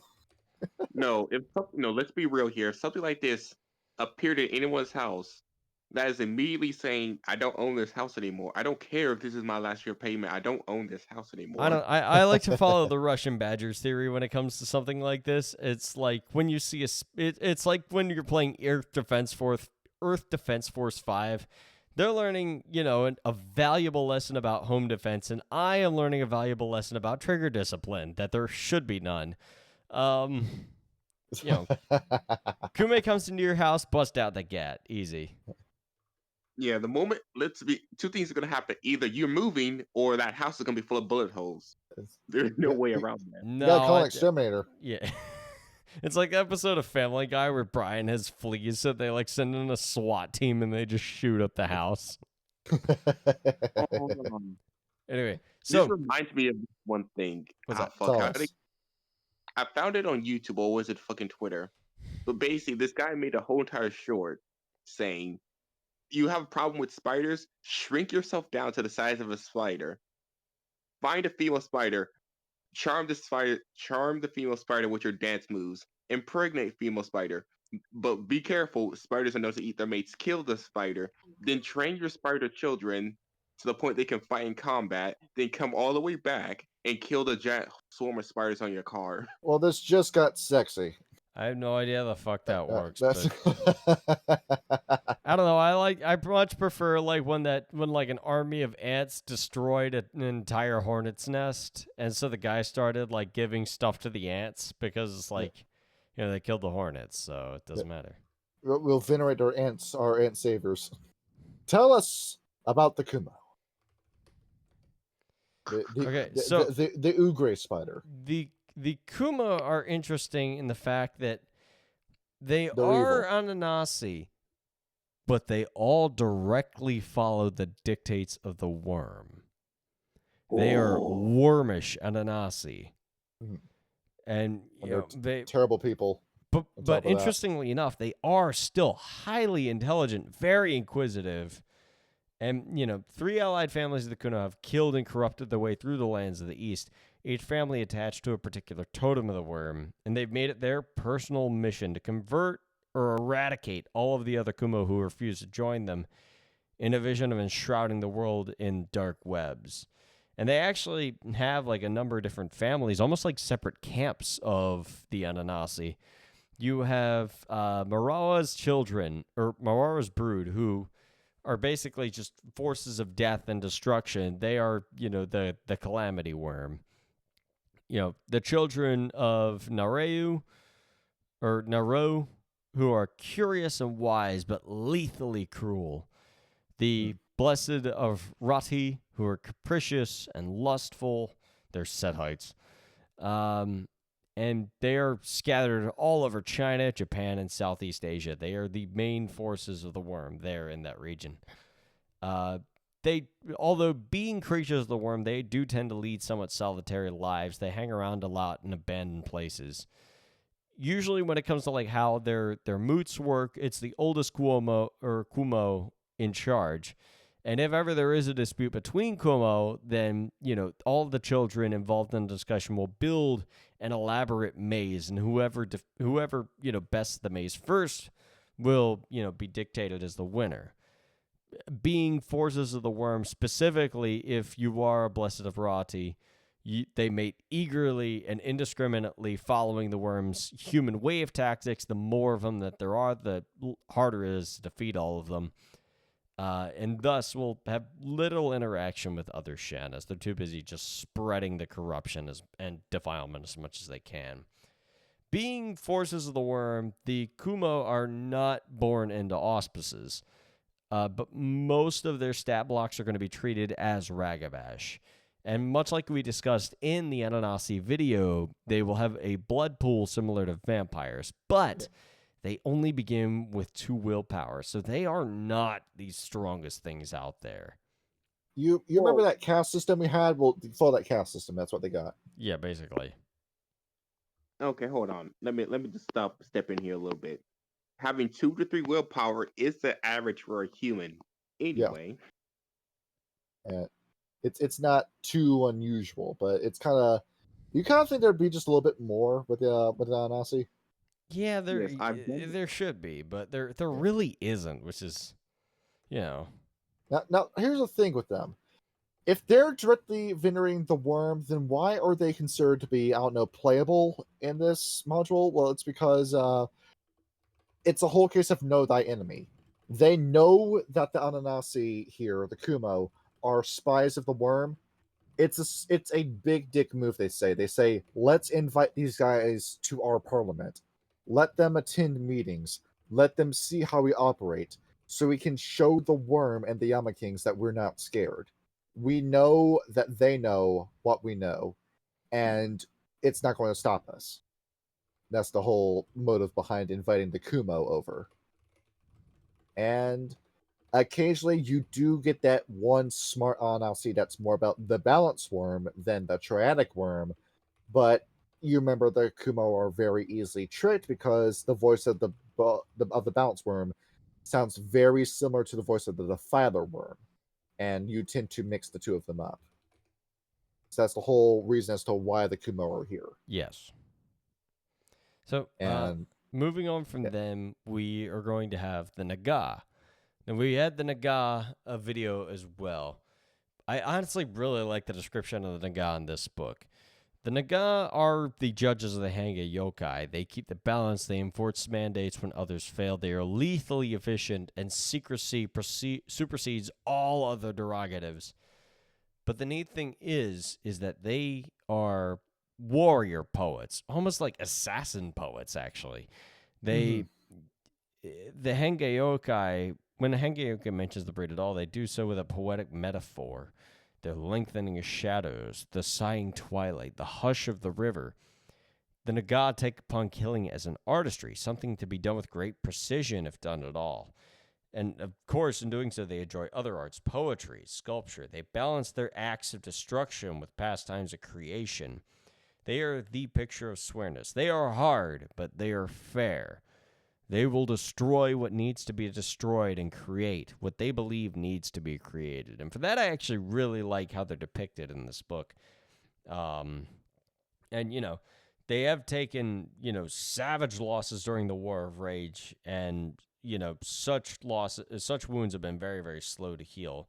And they use their art in order to maintain themselves, in a sense. But, they try it, but still secrecy, supersedes all else, as I've said. And they keep that at the forefront of their identity. And because of their secrecy, they are slowly increasing number. There's about 400 or so in the Hengeyokai court. Some blame the ongoing feud with the Nazumi as to why they are so few in number. And because of their, principally small size, most Naga will live within, at the very least, earshot of one another. But they are sworn to remain invisible to all other. As Naga, they are perfectly designed to kill, but like a lot of other Fera breeds in the Hengeyokai, unable to step sideways. So far, it's only the Ananta that may enter the Umbra without the use of a special gift or assistance of their mountain Sentai. They also have a lot of difficulty learning a lot of the common gifts. Only the spirits that are regularly answered on the god rites of summoning are servants of the Wani, the slumbering dragon princess. But, this would indicate most spirits of the Middle Kingdom. They care, most of the time, they care little for the caste system of the typical Naga, but they do recognize a number of, seasonal auspices.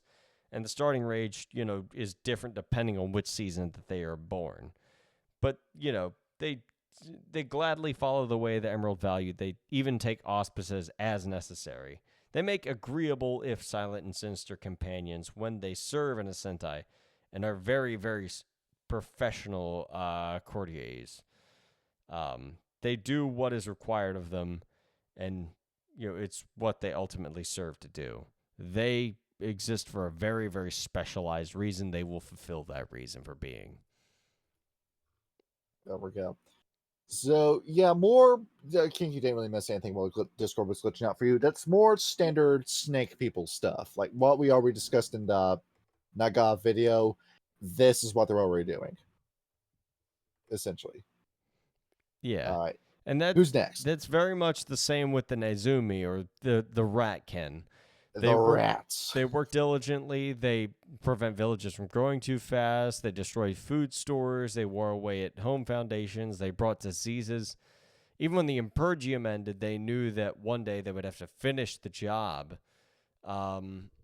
The Shen believe in the ideals of balance and lead the Hengeyokai to think that Nazumi are the vital yang of the Hengeyokai. Rat shared his knowledge of war and, serve as a totem of the Hengeyokai himself. The Haken acted as masters of the first method, the high war, nighttime campaigns, the East. They're very brutal. They shed blood according to formal and chivalrous traditions. The Nazumi, subscribe to no such niceties as the ratkin will usually go. They live with the Eta, most members of the lowest case of Japanese society. The kinfolk are chosen by the Nazumi Hamids are usually foreigners, Koreans, or mainland Chinese, and generally humans handle tasks regarded as unclean by civilized Nihonjin. burial, execution, leathering, or tanning, and, in ninja arts, they were eta in feudal times. And even beyond Japan, the Nazumi bred with such outcasts. Rats' children roam freely. They established nests. They did whatever they could to be the untouchables that would cull the herd, so to speak. As they are very much in the Western as well. Fortunately, the Eastern ratkin are breeding far faster than the Gaijin cousins to the West. The Western ratkin have been much more subtle about their emergence. The East are very much upfront about how they intend to destroy mankind. And their arsenal for weapons of the low war is growing very, very quickly. A lot of terrorists nowadays are blamed for chemical and biological compounds, but these are all birthed by the children of the rat himself. The rats are... What's up? Relay Skaven, yes. Have nuke under city. Yeah. Place nuke bomb, kill human thing. Now here's the thing when you're talking about low economic people. There's a Chinese thing where you've got the rat tribe, the Shuzu. These are not rats. They are low-income migrant workers who are treated like shit on purpose in Chinese culture. And there's, as of Beijing in 2015, so this is a 10-year-old statistic, 9-year-old statistic, that includes 281,000 people. So if one of every 10 rats, so to speak, is a ratkin, that's 28,000 ratkin operatives in Beijing alone. That's a whole lot of ratkin, right? Quite a few. I'm telling you, man, you gotta invest in a ratkin. They're going to take over the world. Vic, if you listen to this video, shame on you. Why are you talking some mad shit? This is the horniest video we've ever made. You want to bet? There it is. We all just need to go into the hub after this episode ends. All right, well, who's next? Nope. I'm good. I don't know. I don't want to know you guys that well. Next, Johnny, it's time for you to comb your pantaloonies. The Same-bito, otherwise known as the sharks. Asian counterparts of the Rokea, but only those seeking suicide would ever compare the two. Same-bito have chosen, the culture of the courts over the more primal life of the Rokea.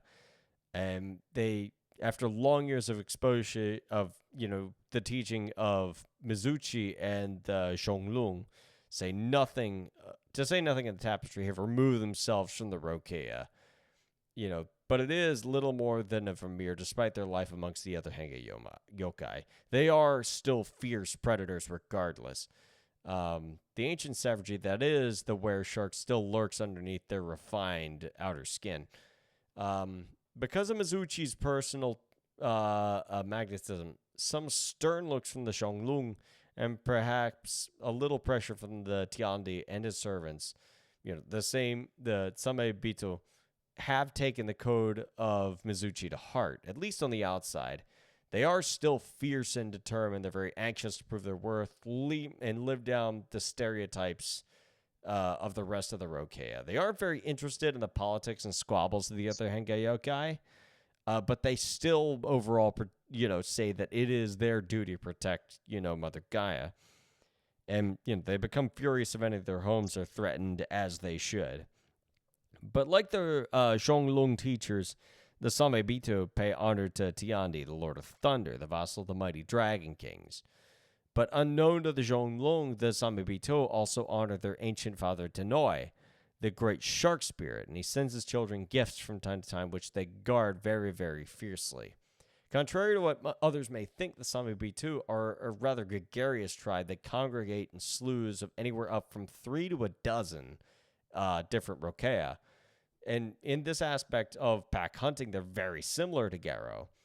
And these were-sharks do actually have kin who live amongst the people of Thailand, Oceania, Indonesia, and any coastal areas of Japan and China. So they are more prone to being, landwalkers than, a vast majority of the Rokea. The leadership of the Same-bito, Habatsu, of the packs is usually taken by trial of arms. There's one on land and one on the water, A panel of 3 judges arbitrates any disputes, and the loser must endure the taunts of his comrades, but nothing punish-wise. The winner, of course, becomes the pack alpha. These noble Same-bito are said to be descended from the goblin sharks of Asian waters. Though their shark forms are, small and weak, the Rory is only as strong as another were shark's Watsami. Basically, like, their Hamid form is only as strong as their Garo form. As you know, I really do like the Rokea, and we brought up the Same-bito before. Yes. Where finally we've got a group of Rokea you can actually interact with in your game. Yes. Because they're, as we said before, they're a happy compromise between your traditionalist wereshark and the in-betweeners, the ones that want to live on land. So the Same-bito will go on land every Saturday, maybe Sunday, check out what's going on, see if anything needs to be done on land. No, okay, they go and hop back into the ocean, and then the cycle repeats all over again. You get to see these guys at least once a week. The neat thing I'm noticing is that they actually do have auspices, but only 3 of them. They have Arun, Galliard, and Ragabash, otherwise known as the Kauri, the Koshuku, and the Iruno, respectively. The only ones you need. Yeah. Yeah, fuck the Philodox, fuck the Ragabash. We don't need spirits or laws, fuck all that. And with these guys, you get to swim sideways merit for free.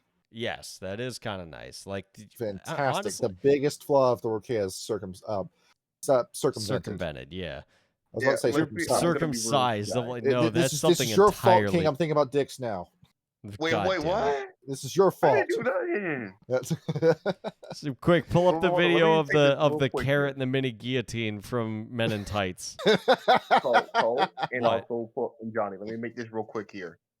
If you thought going to the Umbra in the city was bad, go in the Umbra in the ocean. I promise you, no one wants to do that ever again. No, I played Subnautica. I got an idea as to what it's like. No, I need to finish Subnautica actually.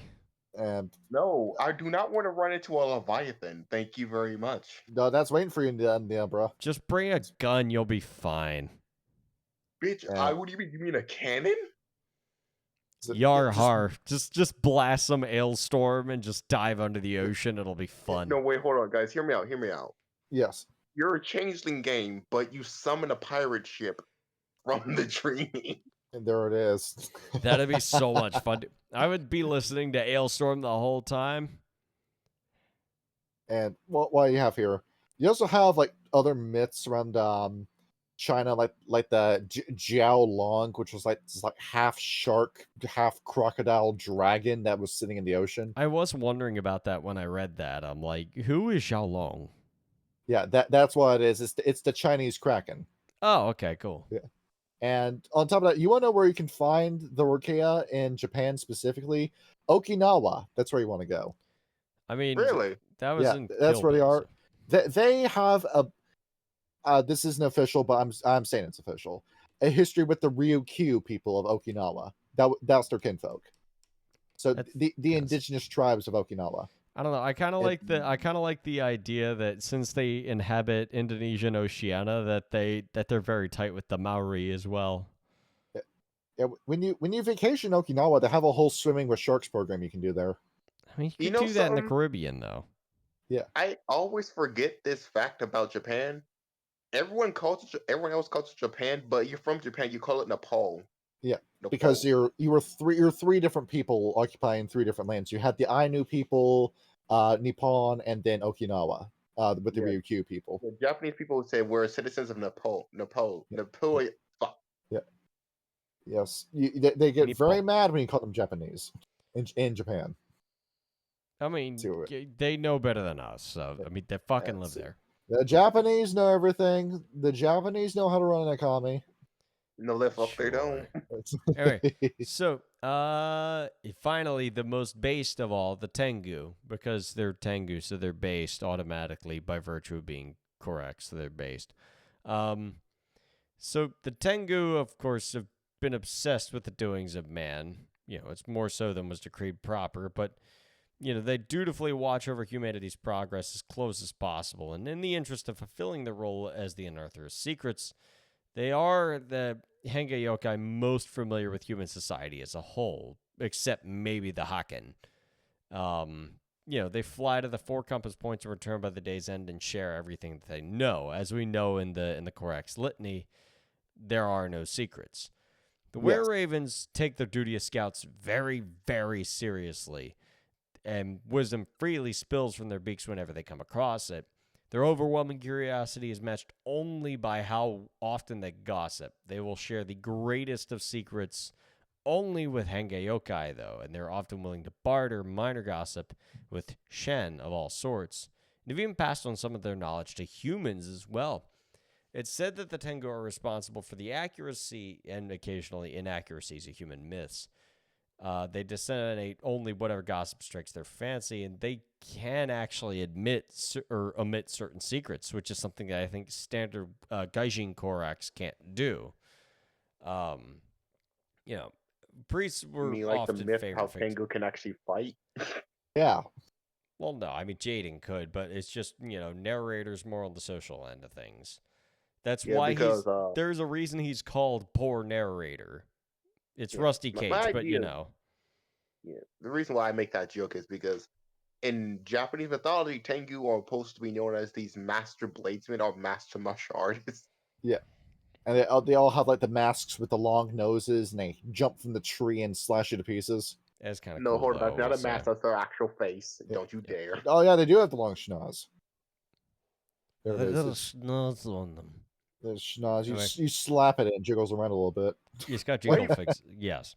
So Tengu society is usually individualistic. They will gather together every so often to share information and then return to their individual haunts. They join Sentai reluctantly and then gripe about being too social, but they'll serve steadfastly regardless. As one of the slightly more numerous shape-shifting breeds, they are often advisors and sentries in most of the remaining courts scattered across Asia. The court which is without a Tengu spy is usually at a disadvantage to the other to the plots of the other Shen. Tengu have very few divisions within their own society. They follow the rank system of the courts, but have no individual auspices, apart from following the way of the Emerald Virtue. If 2 of the Raven Shifters have a dispute, they usually settle it with, a ritualistic game, or by the actions of unwitting human champions. Being able to select the next human to strike it rich with pachinko, is a clear demonstration. Basically, they'll bet on who's betting better, which I think is actually really funny. There is, however, a small faction of Tengu that sometimes abducts humans and trains them in the art of hunting Shen. They basically try to make hunters, which I think is really cool. No. Shin are the hunters. They make hunters hunters. Yes, which I think is actually really fucking cool. We make you even better at hunting. Yeah, it is. Now, for reference, if you, as a Shin, I get, let me think if I remember correctly, 8 or is it 9 dots to spin around my attributes, my primary attributes. That's the fun thing with these characters. You have the Demon X book and all the crazy character creation with it. I fucking love the Corax so much. Yeah, we're not talking about the Shin. Well, we're not talking about Demon Hunters X, even though you could make an episode on that one. We're talking about the Corvettes. And these are the same people that trained in Japanese myth Minamoto no Yorimitsu, who big damn Japanese warlord who is immortalized based off of how many people this man killed. So damn good. It's like Miyamoto Musashi, like how many people Musashi killed. I've heard Miyamashi's legends. Half the time he pulled bullshit on his opponents. Because let's see how. I'm trying to get at the exact number of like how many people Minamoto Yorimitsu killed. I can't get an exact number. A lot. Let's just say that. Yes. So, finally, one that I was curious about was the Shong Lung. Yeah. Was there another group of changing breeds? Well, yeah, but they're like 5 left alive. Yeah, we're not going to talk about that. Yeah, it's not necessarily 5, but it's enough. There's only amount of. Let's say it this way: there's less Shong Lung than you have fingers and toes. Who are they again? Clarify. The Macaulay of China. Macaulay of China. They are honored and revered by many Shun. They are the sacred charge of protecting Gaia's memories. They believe themselves the most ancient of the Hengeyokai, and they are actually probably right about that, and also amongst the first shape changers in the seeking of balance and pure thought. They are perhaps the Hengeyokai's most unlike the Western cousins. All Macaulay have great ties to the past and literally dream their war forms into being. But the Shong Lung have been heavily changed by their time in China. Their dreams reach into the past across the Wheel of Ages, as we discussed. But where the Macaulay find their strength in the primal powers, the Shong Lung have been affected by the dreams of the great dragon princes themselves. They carry that power in their dreams. The male Shong Lung are called the Lung, and their archid forms have drooping whiskers like a catfish, very much like Eastern dragons. And the Qihang are the female Shong Lung. And while they lack the splendid horns of the male forms, they do possess long, keen noses, bright plumes of feathers. I really like how they depict them in the book, actually. I mean, they don't, draw them, but, I like how they describe them. Very much like the whole myth of the koi fish ascending the river to become a dragon is how they describe it. Magikarp becoming Gyarados. Yes, basically. Yep. The Shong Lung will always wear an air of nobility and cunning. There's behold the Shong Lung in archid form react in fear and awe. If they make a successful willpower roll at difficulty 6, other Hengeyokai will suffer a +1 dice penalty +1 difficulty penalty whenever making stamina and primal urge to change forms around them. It's the sight of the ancient Hengeyokai that they have on the other changeling breeds. They are the masters of charm, the inside of knowing things. They look on the outside for, first impressions, but, more importantly, they can peer into the depths of the heart and soul to discover truths. Many of the Hengeyokai are ancient by Western standards due to the gifts, and others, due to the secrets of Chinese mysticism. They are flawed, however, and they are very, very naive and seemingly dispassionate with a regard for day-to-day mundane affairs. They are creatures of passion, sharing the same rage as all the changing breeds. An angry Shong Lung, should signal for people to run for their goddamn lives. But most other dull affairs, they really don't care all that much. Today, they're very, very very few in number, as we discussed. And, Hamids are being more common than Dracos. Most live in China and Tibet. The Yangtze River is the natural habitat for all of them, where crocodiles in Malaysia and India. Indonesia is the native home of the Komodo dragon, the largest of all the reptiles. Basically, they're scattered throughout most of, Asia or China and Southeast Asia. The male Shong Lung, the Lung, often live alone rather than in packs and tribes. They break their solitary existence only to confer with other Macaulay. They protect their homes or mate within their consorts. The females, the Qilung, will live in small groups of 3 or 4 called Qingtu for the protection of pregnant mothers or their young. The female kinfolk will form similar groups, but they include older female Shong Lung called Ai, or aunts. The aunts generally past their own childbearing years holds a very respective role, sort of like the den mothers of a Garo society. The Shong Lung offspring usually born according to the breed form of the mother. The Hamid Shong Lung will have Hamid kinfolk. Dracos will have reptilians, etc., etc. Much like we were discussing with, I think it was with the Bacol or the Rokea, they also have 4 auspices. The Arun, Philodox, Theurge, and Ragabash. They don't have Galliards. They don't have, they just they're don't all have Galliards. They all keep history. Yeah. So, very similar to them. Most, Shong Lung often, don't mate across breeds. Sorry, I just got off topic a little bit.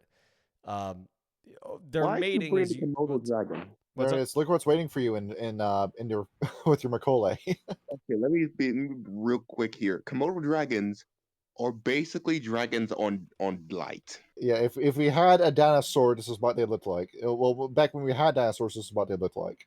No, if you look into Komodo dragons, they are honey badgers but reptiles. Yeah. Kyle, have you gone down the dark rabbit hole of like Komodo dragons hunting? No, but I think I've seen like one video and it is kind of fucking scary. There was this video I saw of what nature is fucking metal, where it was a Komodo dragon that was attacking a pregnant deer. Like this scene, like I have seen that. That's kind of fun. Grabs the fetus, rips it out, and then swallows it.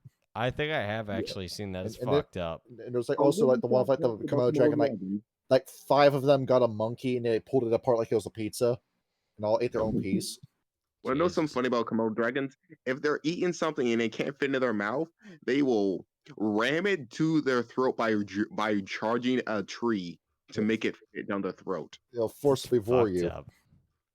They're like other animals like freaked out by these things too. They'll freeze and lock up, and the Komodo dragon walks up to it. They're scary looking, dude. Yeah, they are the honey badgers of the reptiles. Yeah, they don't fuck around, dude. This is the apex predator, and that's what the Macaulay used to be until they all died. Yep. Turns out the Komodo dragons will knock down full-grown trees.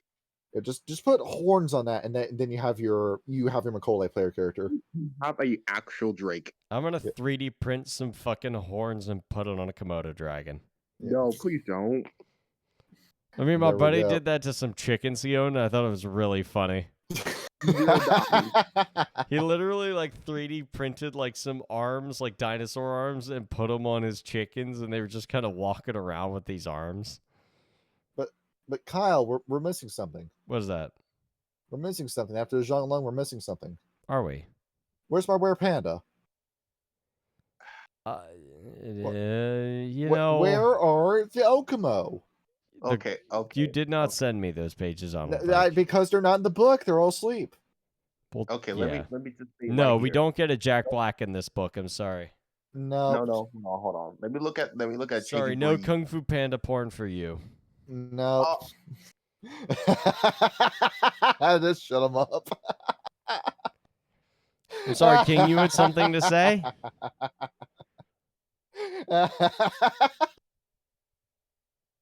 I have come home, master. The fuck? I can't. We I broke can't a boy, focus after man. we said that. Let's You brought it up, motherfucker. Let's bring up the relationships that Kitsune have with the rest of the say it Beast Courts. Yeah, the Hengeyokai. Now I kept relationships all to myself. Yes, you did. You gave me the hard one.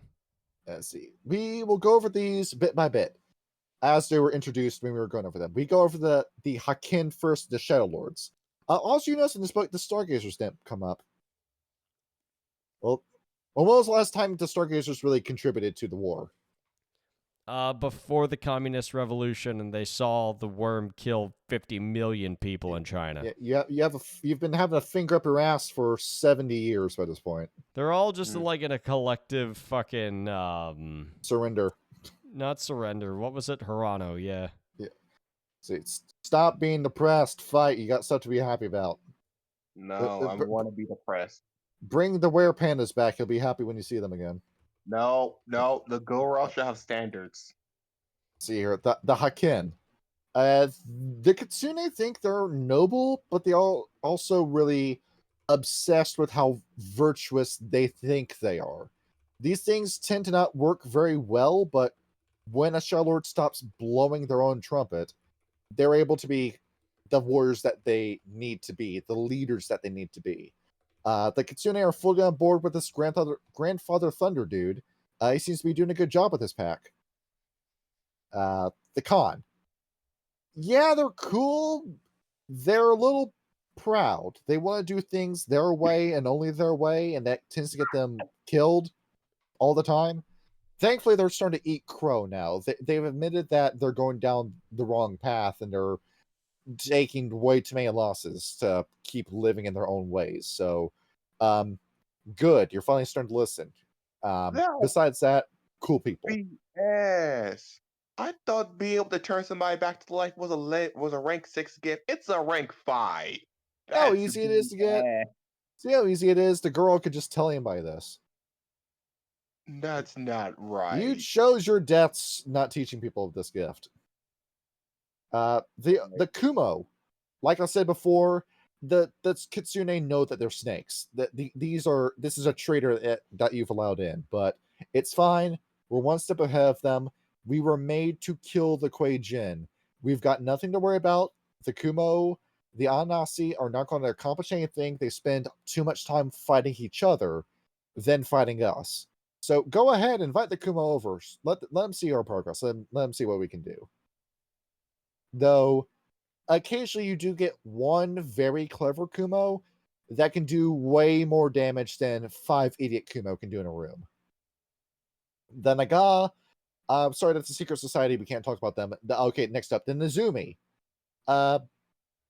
Basically, how everyone sees the ratkin, you are savages of a bygone period that refuse to let go of their ways, but you are doing well. We're in desperate times against the Kuei-jin. We're not going to say no to a man killer. The Nazumi do very well in war.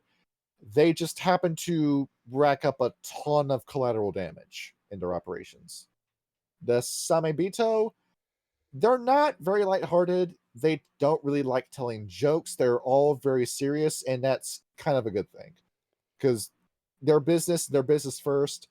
While we're clever, they're strong. You team up with one of them, see how much you'll be able to accomplish in how short of a span of time. The Tangu, best friends. They don't have a single bad thing to say about the Tangu. They're awesome. And then the Shong Lung, they're cool. Their time has passed, and that's a bad thing. They were great leaders back when they did rule. We have the Shadow Lords now. The Shadow Lords are doing a good job, but they do wish the Shong Lung were in a position where they could lead again. But that's not gonna happen now, is it? Yeah, sad but true. And then the Sunset People. In case you want to know who the Sunset People are, that's their word for Westerners.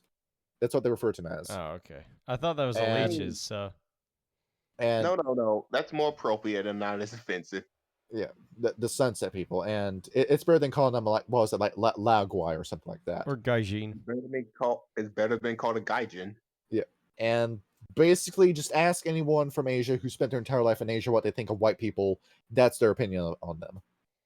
It kind of varies between country to country.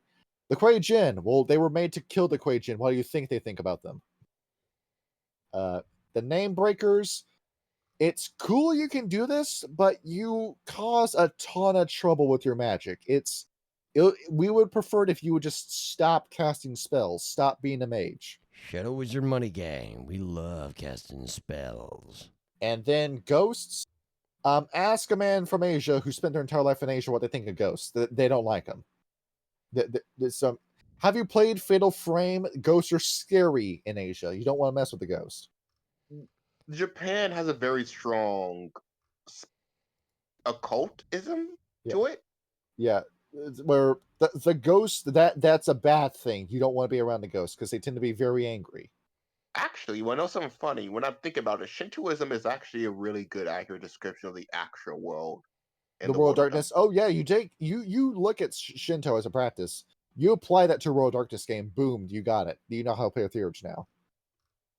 Yeah, you're actually correct if you choose to do Shinto in the World of Darkness. Yeah, can we pull up a picture of the Kusabi from Fatal Frame? Yeah, there it is. That's what you're dealing with when in the East Asia with the Shadowlands. That game's fucking scary, dude. There it is. You have to get as close as possible to the enemies, and right before they attack you, you take the picture. All right, but hear me out, guys. Hear me out. Tell me. You're about to say something sexy. I know it. Ain't gonna be sexy. Tell us. What that mouth do? There it is. You said something sexy. I knew it. I knew it. You lied to us. It devours your soul in excruciatingly painful manner. Okay, then it has eye holes. Then that's fucked, dude. See, you're going to kill him the same way the guy dies in the Serbian film. I'm not no. Bring no. And Lastly, let's end the episode with an idea workshop. Kyle, if you were to run a game in East Asia, how would you do it? The obvious, well, I mean, given the fact that like the Stargazers understand like the dangers of the Weaver, and the Kitsune do as well, actually, from what I've heard of it, it might actually be a good idea to make Shinzui the main villain of the game. I mean, or you could Squid Game. To an extent, maybe, but or what you could do is, given the Kumo exist, you could try and find a way to pit the, what was the subsidiary of Telus that was basically Nintendo? What were they called?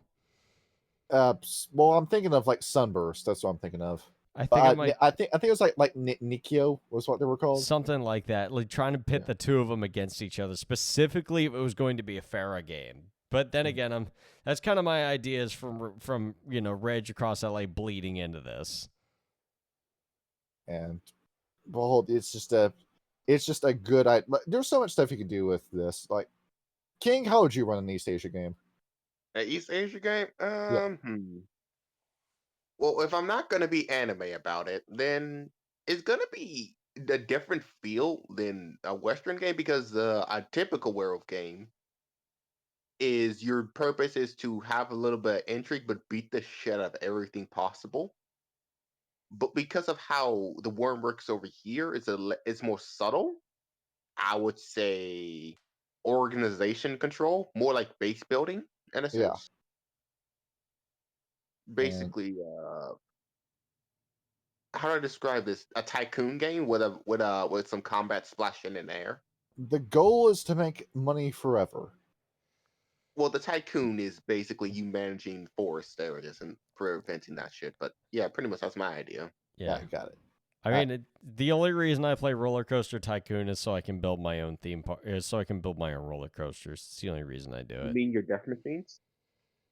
No. I actually I loved I had Sim Coaster back in the day. My favorite part of the game was building roller coasters. You mean you didn't cut it off at the middle? No, I actually wanted to. I loved watching them go around with all the people doing the cool loops and everything. I loved playing the fucking roller coaster builder. So there is one super obvious answer to me as to how to run an East Asia game. You guys familiar with Inuyasha? Oh dear Christ! I have the fucking really shitty PS2 RPG. Yes. So behold, your World Darkness game has not written itself. No. I had a bit of coughing fit, so I couldn't respond. But really, yeah. Yeah. Hold on. There was a time where this was taken seriously. That this was an anime you had to check out. But we don't, because it is. That's because it came on right after Naruto on Toonami. Yeah, and then after 2008, the series dropped off. It was the same thing with Bleach back in the day. Yeah, well, Bleach was terrible, and it's always been terrible. No. This makes too much sense. Hear me out. Tell us. You have the Shin. You have the Kitsune. Yes. You have the Ratkin. Yes. Holy shit. Behold, your World of Darkness story just wrote itself. No, this makes too much sense. Are you referring to... Hold on, no. Shippo's the Kitsune, Inuyasha's a Haken. Yeah, this makes too much sense. Yeah. So there you go, your World of Darkness. Behold, just copy this, and nobody will notice. Okay, go back and watch Inuyasha. There. If I were to run this legit though, I wouldn't set this in modern time. I'd set this in 1950s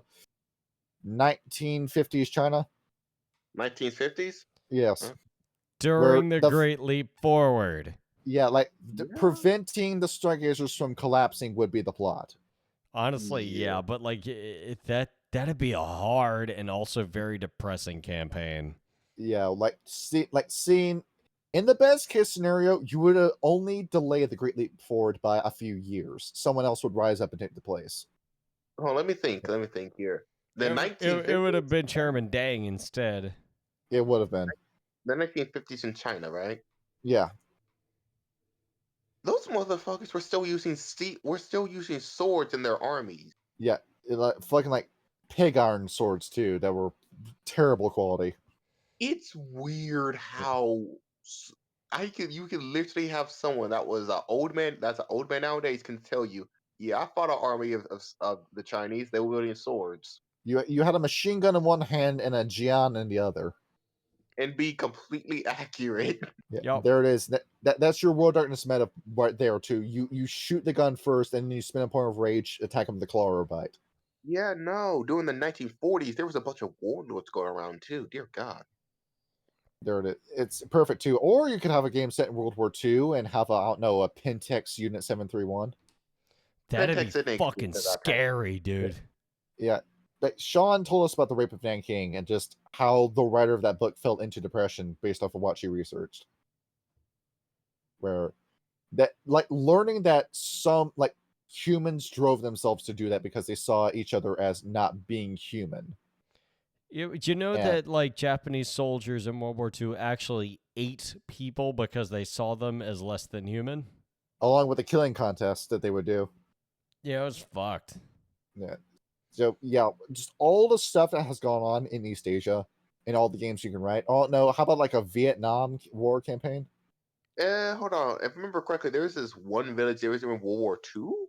It was basically they were throwing Chinese babies and trying to spear them on bayonets. Yeah, they make jokes while they were doing it.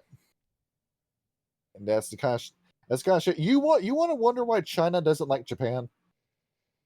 That was World War II. Yeah, that about do it. You wonder why they don't like them, and you wonder why the other country won't admit to doing it. Look here, we can apologize for our nukes. They can apologize. I don't want to say I'm sorry. I can just deny it forever. Look, we built a world-ending super weapon. The least you guys can do is apologize. No, hold on. We hit Japan. Hold on. Hear me out. We hit Japan so hard they go in the kawaii phase. There it is. We blew them up one time. They made anime. Let's see what happens the second time. Oh God, no, we're not going to go down there. Come back bigger and better than you were before. No. And there it is. And once again, the answer to this the moral of this episode is that you gotta go to war. Yeah, basically. Go to war. Go fight the worm where it dwells and where it breeds. There it is. You gotta go to war, and that's the end of the episode. We're done. Yep. The Hengeyokai, they're cool. There it is. This entire book was a really good supplement. This washed the taste of that stupid best step book out of my mouth. I'm so happy we did this. Let me just state that before you leave. You're going to say something sexy, I know it. It's not sexy, it's a good thing. I'll believe you. Say it. At the end of the day, none of these books were really bad. Just like Kindred of the East, the bones of it were good. It's what they were trying to do. It's just they fucked it up at the end of the day. Yeah. You take what's been provided and you improve upon it. How about you do it instead of, I don't know, tearing something down, you jackass? Yeah, actually read the book and try to find the good bits, because if you only look for bad bits, you're never going to enjoy jack shit. Yeah, you go into something wanting to hate it, you're going to hate it. You go into something wanting to love it, you're going to love it. Is that why I don't like Warhammer? That's why you're the biggest hater in the world, Kyle. Hey, look, people say it costs nothing to be nice, as if being a hater ain't free too. Well, one with your mother actually likes you. Who does? You gotta play corn. That's who you gotta play as. No, I don't know. I've been considering your proposition to play Rogue Trader, but it's a Star Fox game. Yeah. The only issue is that I think I said this when you brought this up. You and I are the only two people in the entire server that care about Star Fox that much. There's probably a few furries that are subscribed to us that'll join along with it. I'd be good with that. All right. And there we go. We're done. Good night, everybody. Take these pills. We're going to see what happens to me. Yeah. Goodbye, guys. It's ecstasy. Good night, everyone.